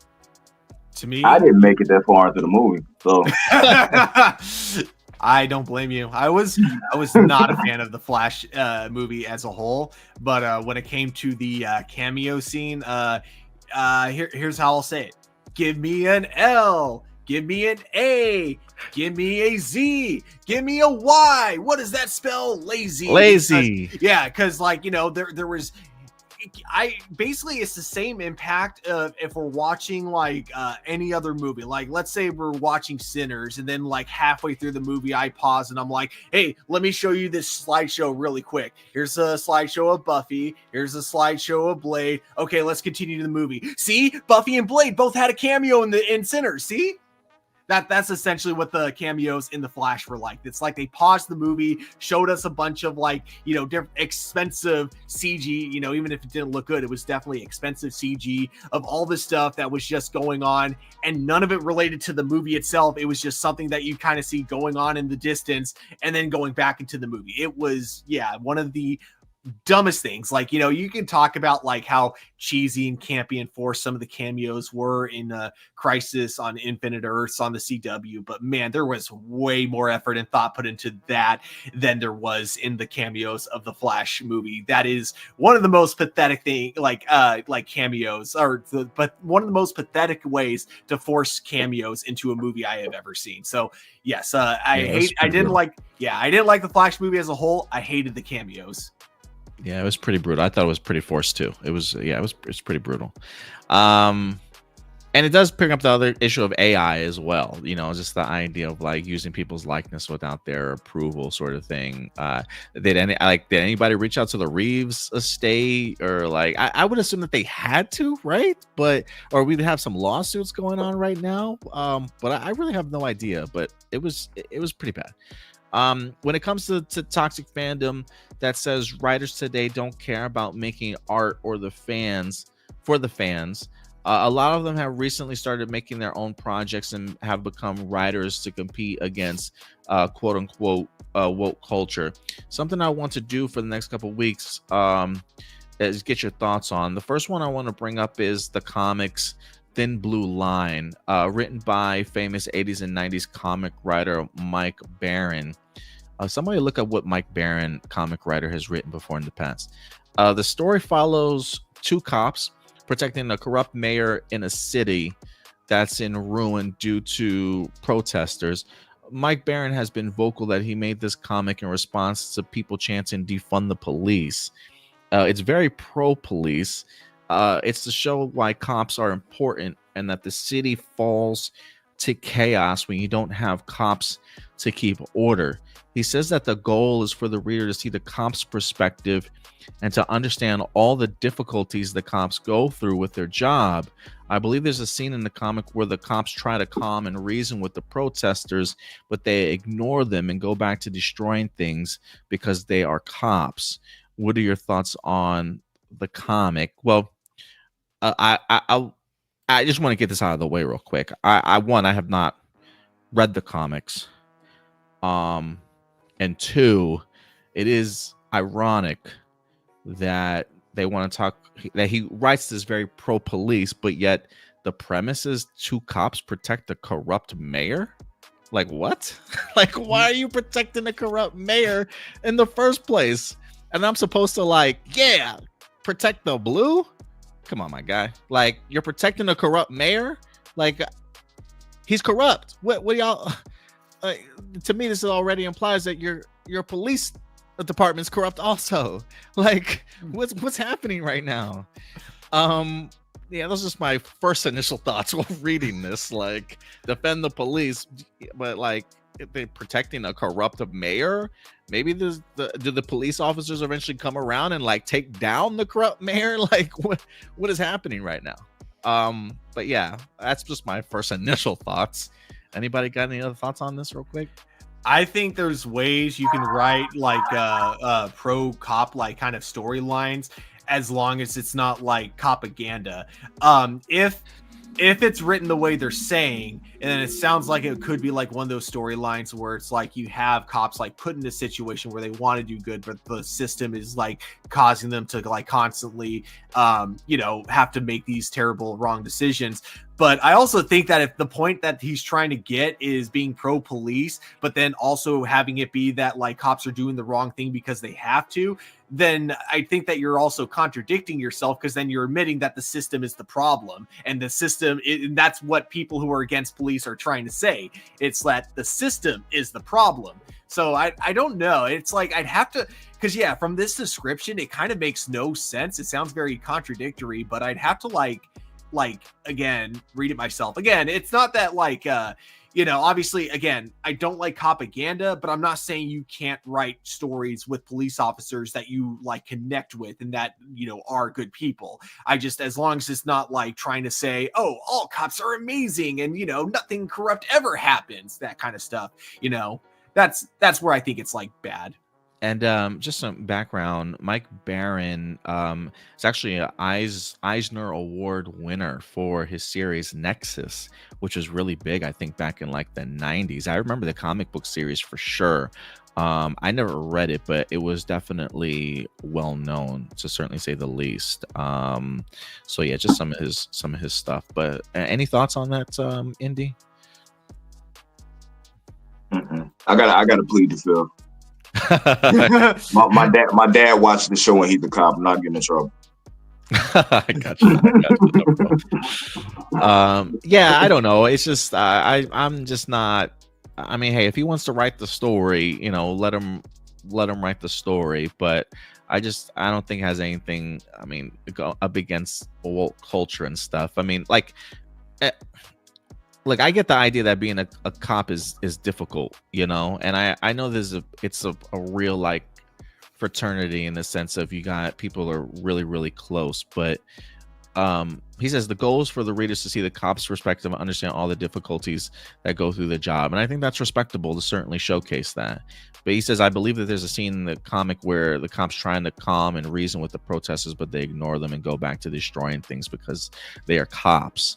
I don't know if it's necessarily because they are cops. I mean, why? I mean, I just hope that it's the idea of like, are you going to explore why they're protesting in the first place? Right? Like, are you going to talk about the importance of why people should protest and things like that? Like, I just, I don't know. Like you said, propaganda maybe, but, we'll see. We'll see what it turns out to be, I guess. Yeah. Marky Parko, the Velma series sparked considerable debate due to the significant departure from the established Scooby-Doo canon. It's adult-oriented humor in the reimagining of classic characters, including Velma as South Asian. While some appreciated the attempt to offer a fresh, modern take on the franchise, many viewers and critics found the show's tone, characterizations, and meta-commentary to be jarring and unfaithful to the source material, ultimately leading to a largely negative reception. The cancellation after 2 seasons wasn't entirely surprising given its response, though it does raise questions about the balance between creative reinvention and respecting beloved intellectual property. Considering the strong reactions, what do you think was the biggest hurdle for audiences in accepting this version of Velma? And how did Mindy Kaling's portrayal and the decision to make Velma dark-skinned factor into the overall reception of the series? Can I go first with this one? Sure, if you want to. Cool. I'm just going to say this. So this is coming from someone who watched the first episode, was unimpressed, and therefore never watched anything after that. I don't get the hate for Velma, because here's the thing. It's a Scooby-Doo property, and we get new Scooby-Doo properties every year. We get like about 20 straight-to-video movies. We get like a new series like every couple of years. So it's this whole thing where it's like if a Scooby-Doo show comes out and it doesn't look appealing to you, you don't have to watch it. You can just wait 2 years, and I guarantee there's going to be another Scooby-Doo show that you can give a shot. And if you don't like that, again, you have this huge library of other Scooby-Doo properties that you can go to. So I don't think Velma's a good show, but at the same time, the hate behind it is so weird to me. You know, I get like the idea of it's kind of disrespectful for the Scooby-Doo franchise. And I think that if this was like the direction Scooby-Doo was going, like this would be like the future of all Scooby-Doo projects, I could definitely see why fans would be upset about it, but it's not. This was a one-off thing that didn't do well for HBO, cost them more than what they got from it. So I don't understand the hate. I can understand the disappointment. The hate confuses me though. Have you seen the show Indy? If so, you got any thoughts on it? I don't like talking dogs. They scare me. Really? So you never liked Scooby-Doo in general?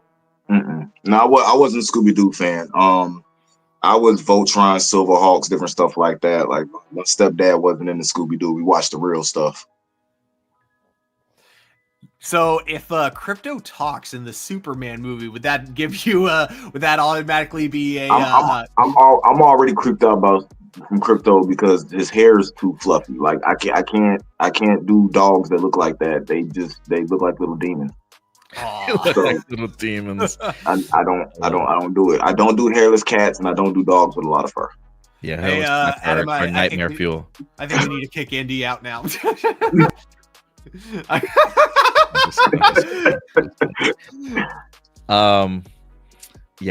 Hairless cats are nightmare fuel. Oh, that I agree with. My friends call me Joseph. Well, just to get back to the Velma thing real quick, I personally have not seen the show, so I don't really know. But it's a Scooby-Doo property. You know, creators are always going to give their own interpretations, their own fresh visions to stuff. Some things hit, some things certainly miss. This one was one of those things that miss. I don't think it's fair to say that everybody that hated the show had something to do because Velma was dark-skinned. I'm sure there certainly are a factor of people out there that felt that type of way. But sometimes new things don't work for people. Sometimes the creative vision that the creators have maybe just don't work for people. So I think it could be a culmination of a little bit of everything. I hadn't personally had seen it, but my friends call me Joseph. Considering the overwhelmingly positive reception for Bloodlines, Final Destination Bloodlines, a stark contrast to the mixed opinions of its predecessors, and acknowledging the significant twist in the fifth film establishing it as a prequel to the original, as well as the widely criticized fourth installment for its over-reliance on 3D and perceived character stupidity, would you be interested in discussing the impact of the earlier Final Destination movies and perhaps exploring the possibility of cameo appearances from characters who seemingly survived previous deadly incidents, especially given Tony Todd's post-humanist return to the franchise? So not so much talking about the current stuff, but yeah, would you be interested in talking about the impact of the earlier Final Destination films and exploring the possibility of cameos from those that survived? Yeah, the usage of Xanax went up when Final Destination came out. What? Yeah, people started to have more anxiety attacks after watching Final Destination. That's what happened. I mean, I don't know. Gotcha. The movies are stupid. There's no purpose to them. They're trying to like create a world and where like all this stuff happens, and they're probably 5 movies too late. You know what I'm saying, to be doing that. I look at Final Destination like almost as like I looked at scary movies. To me, it's like just like it's just the over exaggerated version of what if people were this stupid, or what if these events happen. Like I think it's past time for us to see death. You know what I'm saying? This shadowy thing that doesn't exist. You know what I'm saying? Come out. Nothing scares me about these movies anymore. They're just stupid. They're fun. Like they're fun to watch. It's almost like Saw movies and stuff like that. Like when you watch Saw, you're not watching Saw to solve who the killer is, what's going on. You're watching Saw to see how gruesome they can get with the next death. Like what kind of trap is he going to do? Final Destination nowadays is just how creative can this person die? You know what I'm saying? What stupid thing? Oh, they forgot to wash their coffee beans before they ground them down. You know what I'm saying? So let's make the one coffee bean that they didn't wash explode because of tension. Like it makes no sense, but it's so entertaining to watch. I will say it is interesting, just like the pop culture impact that Final Destination has. Like just the idea of like trucks on the highway with big things of lumber that just go by. Like it's crazy how many memes, how many videos, how many like pictures that I've seen of it, of this, that one moment of Final Destination, how much it has mentally scarred people. And like you said, Indy, scared people for the rest of their lives of whenever they drive, once they see that, they initially connected to Final Destination. So it has left a scar on people for sure, for life, a whole generation of like millennials for sure. I take cold showers in the dark because I'm scared of an electrical fire or the water getting too hot and burning my skin off. Oh man, that's what's so funny. Is like for me, I would look at the Final Destination movies as like the Fast and Furious of horror films, because they're all dumb, but they're so entertaining. You know, I've never been scared from any of the death scenes, but at the same time, you know, such as like, yeah, when we see a truck and it's hauling like a bunch of logs, I'll have those thoughts, and rather than getting anxiety or getting scared, I just laugh, you know. And that's kind of like what I get from all of them. I think that, yeah, I can't remember like which legacy characters would still be back from the previous movies, but yeah, I think that if we're continuing the franchise, no reason not to bring them back if they can, because you know, it's like one of those things they constantly remind us in these movies that even when you beat death, he's still going to keep coming back for you over and over. So you know, I'm sure that like if we bring back any characters from the other movies, we'll see them like just like we saw the mother in this movie, where she's like old, scarred, and traumatized, and it's like, is she really living at this point? If you're spending your entire life trying to not die, are you really living?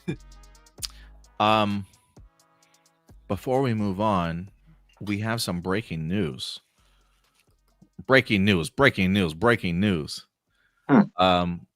We have our first look from some concept art of Galactus. Ooh. From the Fantastic Four that just dropped, being played by Ralph Ineson. Our very first look of Galactus has dropped. Would you guys like to see what it looks like? Yes. Got a couple images. So this is the first tease here. He's got the actual suit on. You got the Fantastic Four group there, but clearly Galactus. Here's a closer image of him with the suit and everything. This is a top portion, chest up, and then we also have a full body version. They legit made him an entire costume to go ahead and do this for him. So he is wearing the costume, and with any CGI added features to it. So he's not just going to be a cloud in the sky. He's going to be a person in an actual physical costume with some CGI and special effects enhancements, clearly. You know that shot in the last, and I read this somewhere, I don't know how true this is, but the last shot in the Fantastic Four trailer, where it's just the shot of like a city block, and then you hear the footsteps, and then one of the foot comes into view, and then it trails off, sort of thing. I read somewhere that was filmed very much like a tokusatsu element, in the sense that they literally had a model town and had him walking sort of through it. Oh, hell yes. To capture that shot.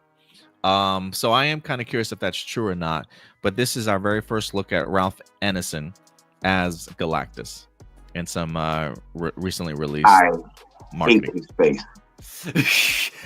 I was thinking that too. Like, I don't mind the costume, just something about his face feels off. I don't know. Like he's an alien, y'all.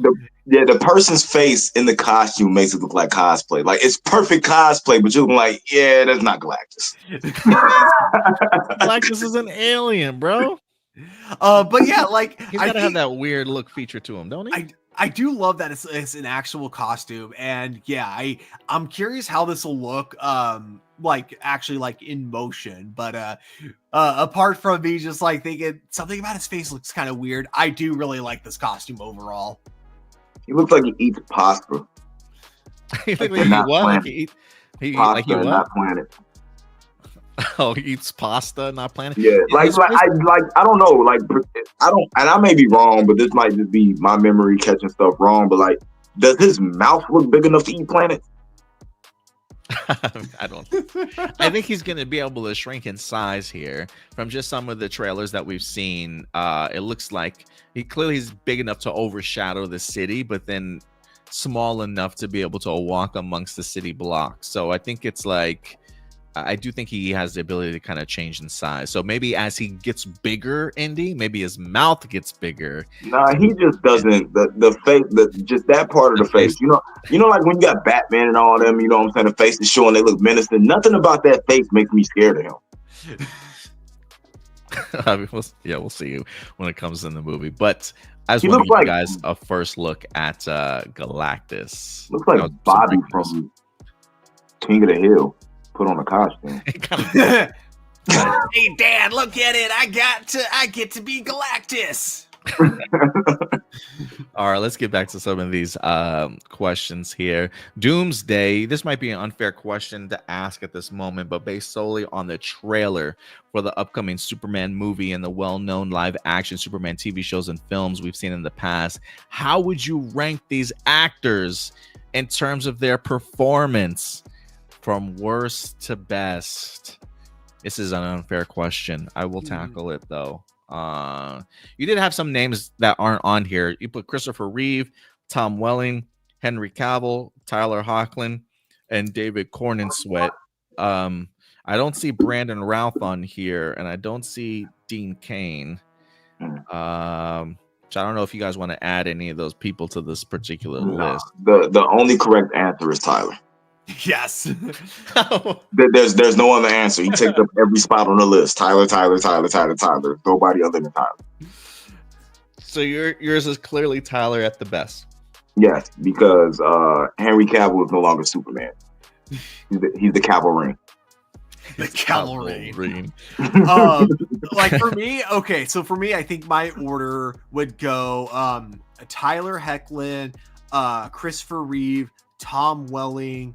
Oh man, I'm gonna get a lot of hate for this. Even though we haven't fully seen him yet, I'm gonna say David Corenswet and then Henry Cavill last. And I don't want anyone to think that it's because I actually think he's like a bad actor or a bad Superman.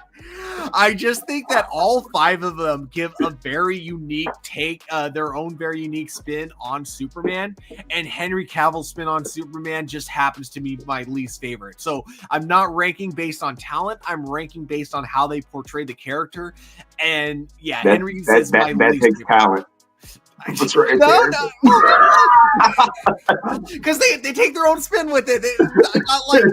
Not like they're all trying to play the exact same version of Superman. They're all trying to play their own version of Superman, and I think that Henry Cavill's version is my least favorite. I don't want to be in the screen capture of the people that are going to kill you on the internet for that.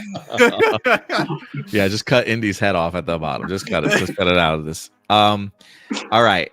Oh man, I hear a mob outside. Oh my gosh, they keep screaming Snyder something. So, all right. So best to worst. One, I gotta still go with Christopher Reeve, and I go with Christopher Reeve just because of the fact that he's the one that I feel like I've seen the most of, at least on the big screen, in regards to his ability to be able to have like the two different personas switch back and forth. He's just classic Superman to me. Like it's hard for me to rip that Band-Aid off.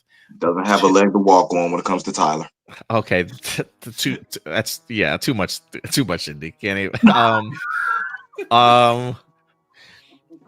I'm gonna go. I haven't seen this man yet, but I just believe in it. David Corenswet as number 2. Then I'm gonna put Tyler. Then I'm gonna put Brandon Routh. Then I'm gonna put Tom Welling. Then I'm gonna put Henry Cavill. I'm sorry, Henry. I love you, brother, but the stoic standing still there thing. I just, I need more lines from you, my guy. That's probably how I would put it. Christopher, David, Tyler, Brandon, Tom, Henry. You hear that, everyone? Adam's in Texas. Go get him. Do you think with the ongoing success of Sinners, Kevin Feige should have called up Ryan Coogler to direct Blade? No. That two totally different types of vampires. No, leave it alone. Yeah, and he's just so enveloped in the Wakanda Black Panther stuff. I want him to stay. I want us to stay focused on that. I would, if I was in Kevin Feige's shoes, if he was interested, I would immediately be like, yes, before he even finished the sentence. But if he's not interested, let him stick to what he's doing. Executive produce, but not direct. Let him get the script together. Let him get what needs to be done, but don't take that man away from making Black Panther 3 what it's supposed to be. Speaking of Blade, do you think they should just cancel the movie at this point, considering they've not made any progress at all? They announced the movie back in 2019, now it's 2025, and still nothing has happened, and way too many things have prevented Blade from ever happening. No. Feels like there's so many other solutions to, instead of just canceling it, just like actually hire someone who has a specific vision and just let them do that. No. They need to stop announcing stuff before they're ready to do it. If they would have never announced it, this wouldn't be an issue. If they'd have just got the movie done, came out, Blade's coming when everything was done, we wouldn't be having this issue. I think they should. They should. I mean, we're going into the mutant saga. We know we're not making as many projects as we were before. Marvel Television is really splintering off from the Marvel MCU universe as far as like everything's connected in that regards. I think so. I think just cancel the movie and at this point, give me a Blade television series. That's just how I would. That's where I would go. It's just been so long, but yeah. Peg C, YouTube is cracking down on fake trailer channels. What are your thoughts? Good. Probably good. Yeah, I mean, good. Yeah, I'm pretty okay with that actually. What are your thoughts on Godzilla vs. Kong sequel being titled Supernova? I need a better title. Better title.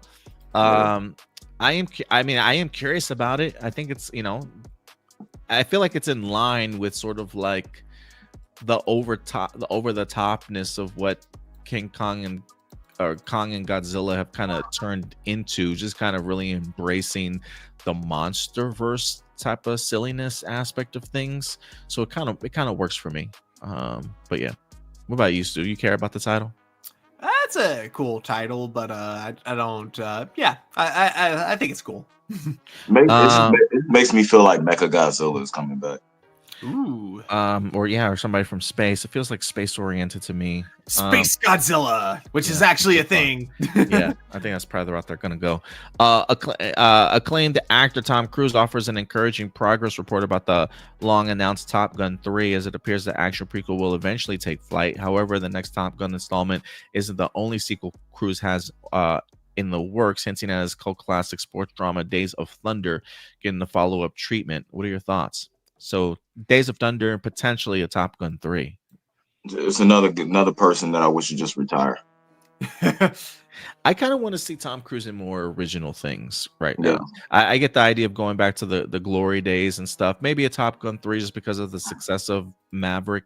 But I do hear he's got an original film coming from the guy that did Birdman and The Revenant, which was really exciting because I feel like I want to see Tom Cruise acting chops on another display, and I think this could certainly showcase that. So I kind of want to see Tom do more original stuff now. I could tell you one thing. I would have rather seen Tom Cruise in F1 than Brad Pitt. Really? I kind of want to see Brad Pitt. First off, I'm really excited for F1. I think that shit looks great. But yeah, I'm kind of okay with the idea of Brad Pitt. But maybe, maybe they were like, no, Tom's going to drive the car. Yeah. Be funny. He retires from acting to become a stunt double. Right? Yeah, maybe he's waiting to try to get that award, man. He retires from acting to become a stunt double for Denzel Washington. Oh God. The most talented man in the world. Elf has definitely earned its place as a modern Christmas classic. Yeah, my little boy has us watch it like 5-6 times a year. Will Ferrell's performance is so iconic in the movie, just as such a joyful, silly spirit that makes it perfect for the holidays. And that spaghetti with syrup is one of those things you just have to wonder about, right? Nope. No. I never No. wonder. I never Never. wonder. Never. In the movie, Buddy the Elf adds maple syrup, chocolate syrup, and even candy syrups and Pop-Tarts to his spaghetti. Yeah. When I heard Will Ferrell got sick from filming that scene, I was not surprised at all because I felt sick watching that scene. Yeah, he says based on some brave souls who actually tried to recreate the culinary creation, it sounds overwhelmingly sweet. Some describe it as a bizarre but not entirely unpleasant sugar rush, especially if you can get past the idea of sweet pasta. The textures of the soft spaghetti mixed with marshmallows and candies are still interesting. It's probably not something most people would enjoy as a regular meal, but as a novelty inspired by a beloved movie, it certainly sparks curiosity. Have you ever been tempted to try it yourself? Yeah, no, not Never. a little bit. Yeah, I'm good. I'm good. Power of the Morphing Grid. The transition from Zeo powers to Turbo powers in Turbo or Power Ranger movies, and then the television series remain an intriguing point for fans. Despite Catherine Hillard's brief interrupted morph into Zeo Ranger Pink as she fell into the water, the Zeo powers were swiftly abandoned. Later appearances of Tommy Oliver wielding his red Zeo powers and the return of the four other Zeo Rangers in a legendary battle, Super Mega Force, further complicate this abrupt departure. Adding to the mystery, cast members have indicated that scenes depicting Zeo Power's destruction underwater were filmed, but ultimately cut for undisclosed reasons. This behind-the-scenes information has led to varied reactions among fans. While some might have found a literal underwater destruction of the Zeo Powers hilarious, especially given the previous episode showing Rangers unharmed underwater, others appreciate the ambiguity of the unexplained transition. Catherine's interrupted morphing sequence, cut short as she landed in the water, serves as a visual representation of this unresolved plot point. Given the inconsistencies and the lack of clear in-universe explanation, what do you think was the real in-universe reason behind the sudden disappearance of the Zeo powers, besides the obvious that Saban wanted to follow Super Sentai trends of adapting new seasons and switching out cast members? So you want us to kayfabe? Yeah. What really happened? Yeah. I'm gonna take it as because of what happened.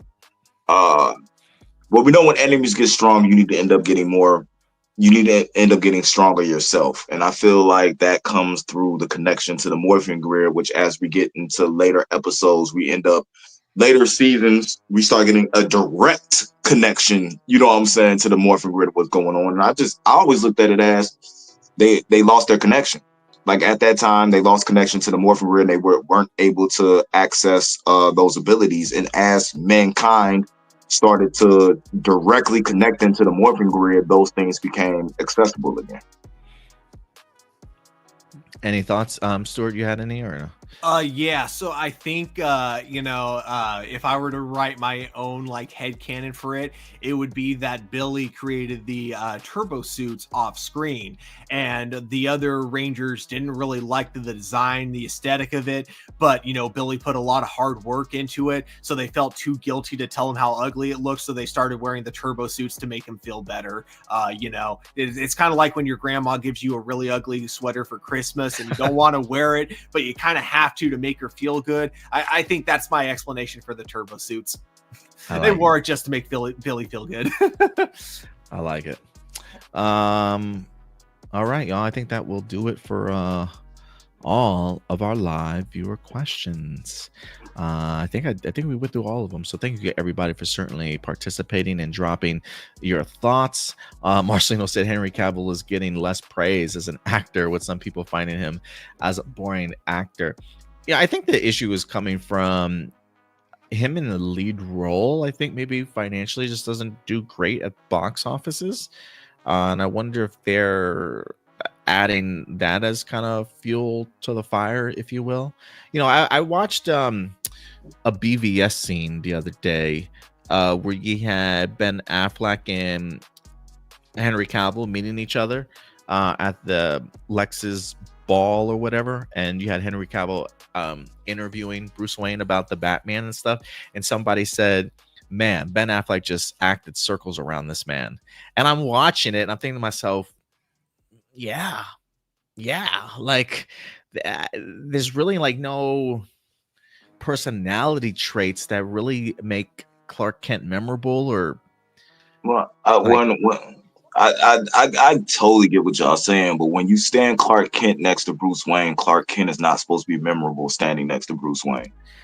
Bruce Wayne is the flamboyant playboy that can, you know what I'm saying, that's comfortable with that stuff. Clark Kent is not supposed to be comfortable, humble, and all that and everything, and intimidated. I mean, I guess so. I guess maybe when I'm thinking of that, I'm still thinking of classic Christopher Reeves in the sense of like, at least there were two different personality traits between Superman and Clark Kent.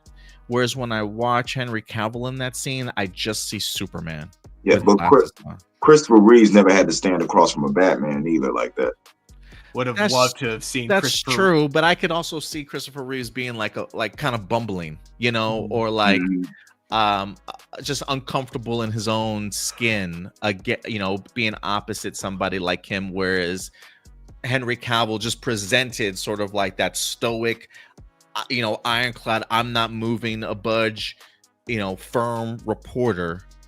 And it just felt Superman as a reporter in that scene to me instead of a Clark Kent, if that makes any sense. I just thought of something that would have worked really cool, though. You see, if you got like Christopher Reeves Superman doing the exact same scene, but with Christopher Reeves Superman as Clark Kent, mixed with Michael Keaton's Bruce Wayne. Ooh. And you have this idea of him trying to interview him, trying to act like the bumbling fool, but asking really smart questions to Bruce Wayne. Yeah. And Bruce Wayne immediately being like, do people at the planet really fall for this? And, you know, not necessarily saying he knows that he's Superman, but he knows you're not as bumbling. You're not a bumbling idiot that you're pretending to be. Like, everything you're doing is purposeful. Just from a acting perspective, I would have loved to have seen Michael Keaton opposite of Christopher Reeves in a moment like that. I think those two would have just killed that scene that they were really in. And again, I do want to give Henry Cavill some praise because I do love him as Superman. And I think from an emotional standpoint, the Zod killing, I think, was still really impactful for me, and the scream that he lets out, like you can literally tell that this man just did not want to do that. And so I think there are emotional beats that he hits. But I just think from a presenting of the character as I've kind of always known Superman and Clark are two completely different people and personalities. And I just wish I had seen a little bit more range from him. If I had seen more range from him as Clark, I might feel a little bit different than how I do about it. Well, I guess it's bad that we didn't get the story written and get more of him as Clark. We have very few scenes of him as Clark Kent.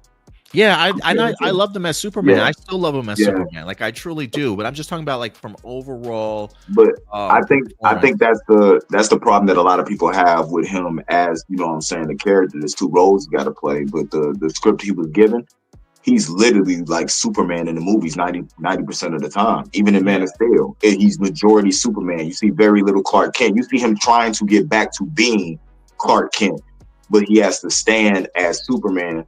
And we're so used to, especially Smallville's, Lois and Clark, we're so used to having so much Clark Kent and very little Superman due to money or whatever, that when we get the more Superman, we're like, where's the Clark at? And that's one thing that I think about we're going to have from this new movie is we're going to have that happy medium. Where we're going to have the 50-50 to where nobody's going to be able to complain about either or. Mm-hmm. I'm trying to think of other movies that I've seen Henry Cavill in where I have been a fan of his. I think he was pretty good in was the Agents from U.N.C.L.E. or something like that. Oh, Man from U.N.C.L.E. Man from U.N.C.L.E. Mm-hmm. I thought he was good in that. I still haven't seen that Mission Impossible film with him and Angela Bassett. He's good in that. He's good in The Witcher, but Yes. I did like him as the Witcher. Gerald as a character himself is boring. Right. You know what I'm saying? Like, so like it's no way for him to. You're not asking much from him at all. But his love of the lore of Witcher. You know what I'm saying? Him knowing how this character's gonna act. That's what makes the character. Right. And he was good in that. I was a fan of him in that. So it was. I don't know. I feel like if you gave him something. He's going to be in Voltron. He's going to be in upcoming Voltron. So I am like, if you tell me playing in Voltron, they haven't revealed it yet. If you tell me Henry Cavill's in the movie, I am fascinated in it, and I'm probably going to go ahead and see it regardless. He can't be playing Keith. He has to be playing Swin or somebody. Yeah, I don't know. Or he has to be playing somebody. He's got to be playing. He's too old. He's too old to play Keith. Unless they start him older. Stuart, I think you suggested him being maybe a villain. I would be open to the idea of him being a villain for sure. Yeah. I want to see more range from Henry Cavill. But some of the things that I have seen him in, he was just in another like not a war movie, but a part of an ensemble cast. I can't remember the movie. Oh, the Ungentlemanly Warfare. Yeah, I heard he was good in that one too. That one I think he showed a little bit more kind of charm and personality in it. So I don't think he puts himself into the role because he's a charming person. Like when you see the interviews and stuff, when he's talking about stuff that he's interested in, whether it's Magic the Gathering, D&D, you know what I'm saying, and stuff like that, he's a real charming person. I think his problem is he plays the script as exactly how it's given to him. Like he doesn't, you know how some actors add their self into it. I think he just plays it as it's given to him. So I don't know if that's a detriment to his acting skill, because I feel like if you could play a character how it's given to you, that shows how good of an actor, you know what I'm saying, you actually are. But or you get like a Denzel who's Denzel in every movie. It's the third time you brought up Denzel. You got some like internal hatred. No, like, okay, so actually a movie that's coming out, I don't know when, and we've covered it on the show. I don't know if we covered the fact that he's in it though. Henry Cavill is going to be the next Highlander. Yes. I think that's a chance for him to really shine. Yeah, I'm looking for that again. That's another one that I'm actually looking. Like I said, you mentioned Henry Cavill, and I'm usually there. Like, ooh, I'm interested to see what he can do. But I think I also understand maybe some of the limitations of Henry Cavill and like the roles that he finds himself in could be really, really good. He says, I remember Adam always praising and defending Henry Cavill as Superman and an actor, and now Adam kind of has changed his tone. I mean, I don't know if I've changed my tone. Maybe I have changed my tone. I don't know. I do like him as Superman. I am liking him as Superman. I just don't know when I'm ranking my Superman, I'm also trying to rank the idea of like how much of a range have they kind of given us. Right. And when I think of that, Christopher Reeves, I think, has given us the best range. Again, maybe I'm really bullish on David Corenswet because I haven't given him the opportunity to do so. Tyler Hoechlin, I think, killed it from everything that I've seen him do. Tyler Hoechlin did so much, and his thing is he did so much in a very little, you know what I'm saying, time frame. The man's emotional range as Clark, his personality, the stuff that man went through, and then being able to do a really capable and poignant Superman too. Like, it's incredible stuff that he's been able to do. And then under that, I give Brandon Routh some praise because I really did like his sort of portrayal of Clark Kent also, on top of his version of like that classic Christopher Reeves Superman. I'm putting people above Henry Cavill because of the fact that, like you stated, Indy, we got so much of him as Superman and not enough of him as Clark Kent. And the Clark Kent that we did get just felt like Superman with glasses. He didn't really do anything new or branched out that made me feel like he warrants being atop of what other people have done with this particular role. That doesn't mean that I didn't like him, because for me, you guys know how much I talk and boast about Man of Steel. I love that movie. It gets better and better each time, and I think he's a great presentation of Superman. But I gotta put people above him just because what they've been able to do more with the character. You know what? Now, if thinking about it in that aspect, the Snyderverse actually was a detriment to the characters because you didn't get the humanization of the Some characters people, themselves. some people say so. Some people have really started to say so. I mean, whether you agree with Because that or if you think not. about Wonder Woman, they always skipped at the you got her losing her love, right, or whatever, but you never really got to live with her as, you know what I'm saying, Diana. It was always, you know what I'm saying, Wonder Woman, because so much time was skipped between the two movies, and then she's just this person, you know what I'm saying. You never got to live with her as a character. Urza Miller just sucks, but the I think only the best person was Ben Affleck as Batman. That I think we got the yeah, most out of. I mean, Cyborg was good. He was good, but that was only because you got to live with him for a little bit in the Justice League movie and what was going on, and you got to see, you know what I'm saying, where he was at. But you didn't get a lot of Ben Affleck as Bruce Wayne. You know, it was an already established Batman, and you know, you literally got Ben knowing what was going on and being a good actor in order to portray, you know what I'm saying, how that was supposed to go. But you never really got to live or connect with them characters as they're trying to live normally, you know, except for Aquaman. And that was a hot second too, because after, you know what I'm saying, 10 minutes into the movie, the monk was underwater. Mm-hmm. I think you bring up a funny point, though. The fact that, like, the character you get the most, like, human story from is probably Cyborg. And the ironic thing about it is that that's in a team-up superhero movie, the kind of movie that you wouldn't really need a human, like, kind of story from. So, yeah, that dang, I didn't think of that. But, like, the more I think about it, yeah, he's the one that has the most human side to his, like, kind of origin story, and that we'll see the most human side of him, you know? Yeah, and he's the one who's technically the less human. Yeah. More, or as Ben Kenobi would put it, he's more machine than man now. I love it. But yeah, I didn't mean for this to turn into a Henry Cavill debate or a Superman conversation, but yeah, good stuff nonetheless. But yeah, guys, that will do it for our episode of A+ Hero Report today. Indy, it was fantastic to have you back. Hopefully we can have this as a weekly thing going forward. Let me know how your setup and everything in the office and whatnot kind of comes together, but hopefully we'll certainly see you next weekend as well, man. But if people want to follow you on social media, bro, where can they find you at? You can find me on Instagram at The Real Nerd Mix. The Real, spelled correctly, because we're grammatically correct over here at A+. You know what I'm saying? No THA, THE, Real Nerd Mix.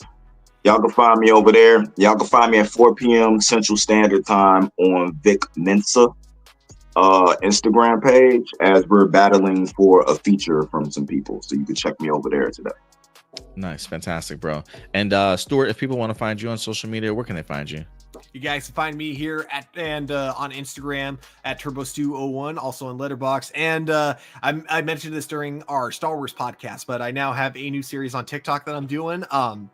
So far, I've only gotten 2 videos from it, but basically I'm going back, watching the studio, and every time they name drop a movie, I am pausing the show and then watching the movie that gets name dropped. So far, I have now watched, what was it? Wildlife, Rosemary's Baby, Annie Hall, and now I just finished rewatching Barbie a couple days ago. So it's been a lot of fun.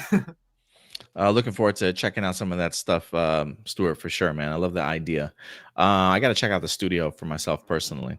But if you guys want to follow us on social media, everywhere, as you can see over here, social media tags at A+ Opinions. We're also very active over on TikTok at Hero Report. If you haven't subscribed to the YouTube channel yet, hit that subscribe button, hit the bell notification, so anytime we drop brand new content throughout the week, you guys will certainly be notified. If you want to stay up to date on a daily basis, our Facebook page, A+ Opinions, we drop all news throughout the week for you guys there. Any brand new trailers, any brand new posters, we certainly go ahead and keep you guys up to date. And then we take 6 incredible topics from that week or from that site, and then we talk about them here for you guys every Sunday live at 11 a.m. Central Time. But other than that, that will do it for us here. Oops, I gotta turn off this damn music real quick here before we go out. If anything, we'll certainly see you guys next weekend. But until then, do us a big favor, as always, guys. Take care of yourselves, take care of each other, and keep it A+. We'll talk to you guys later. Bye.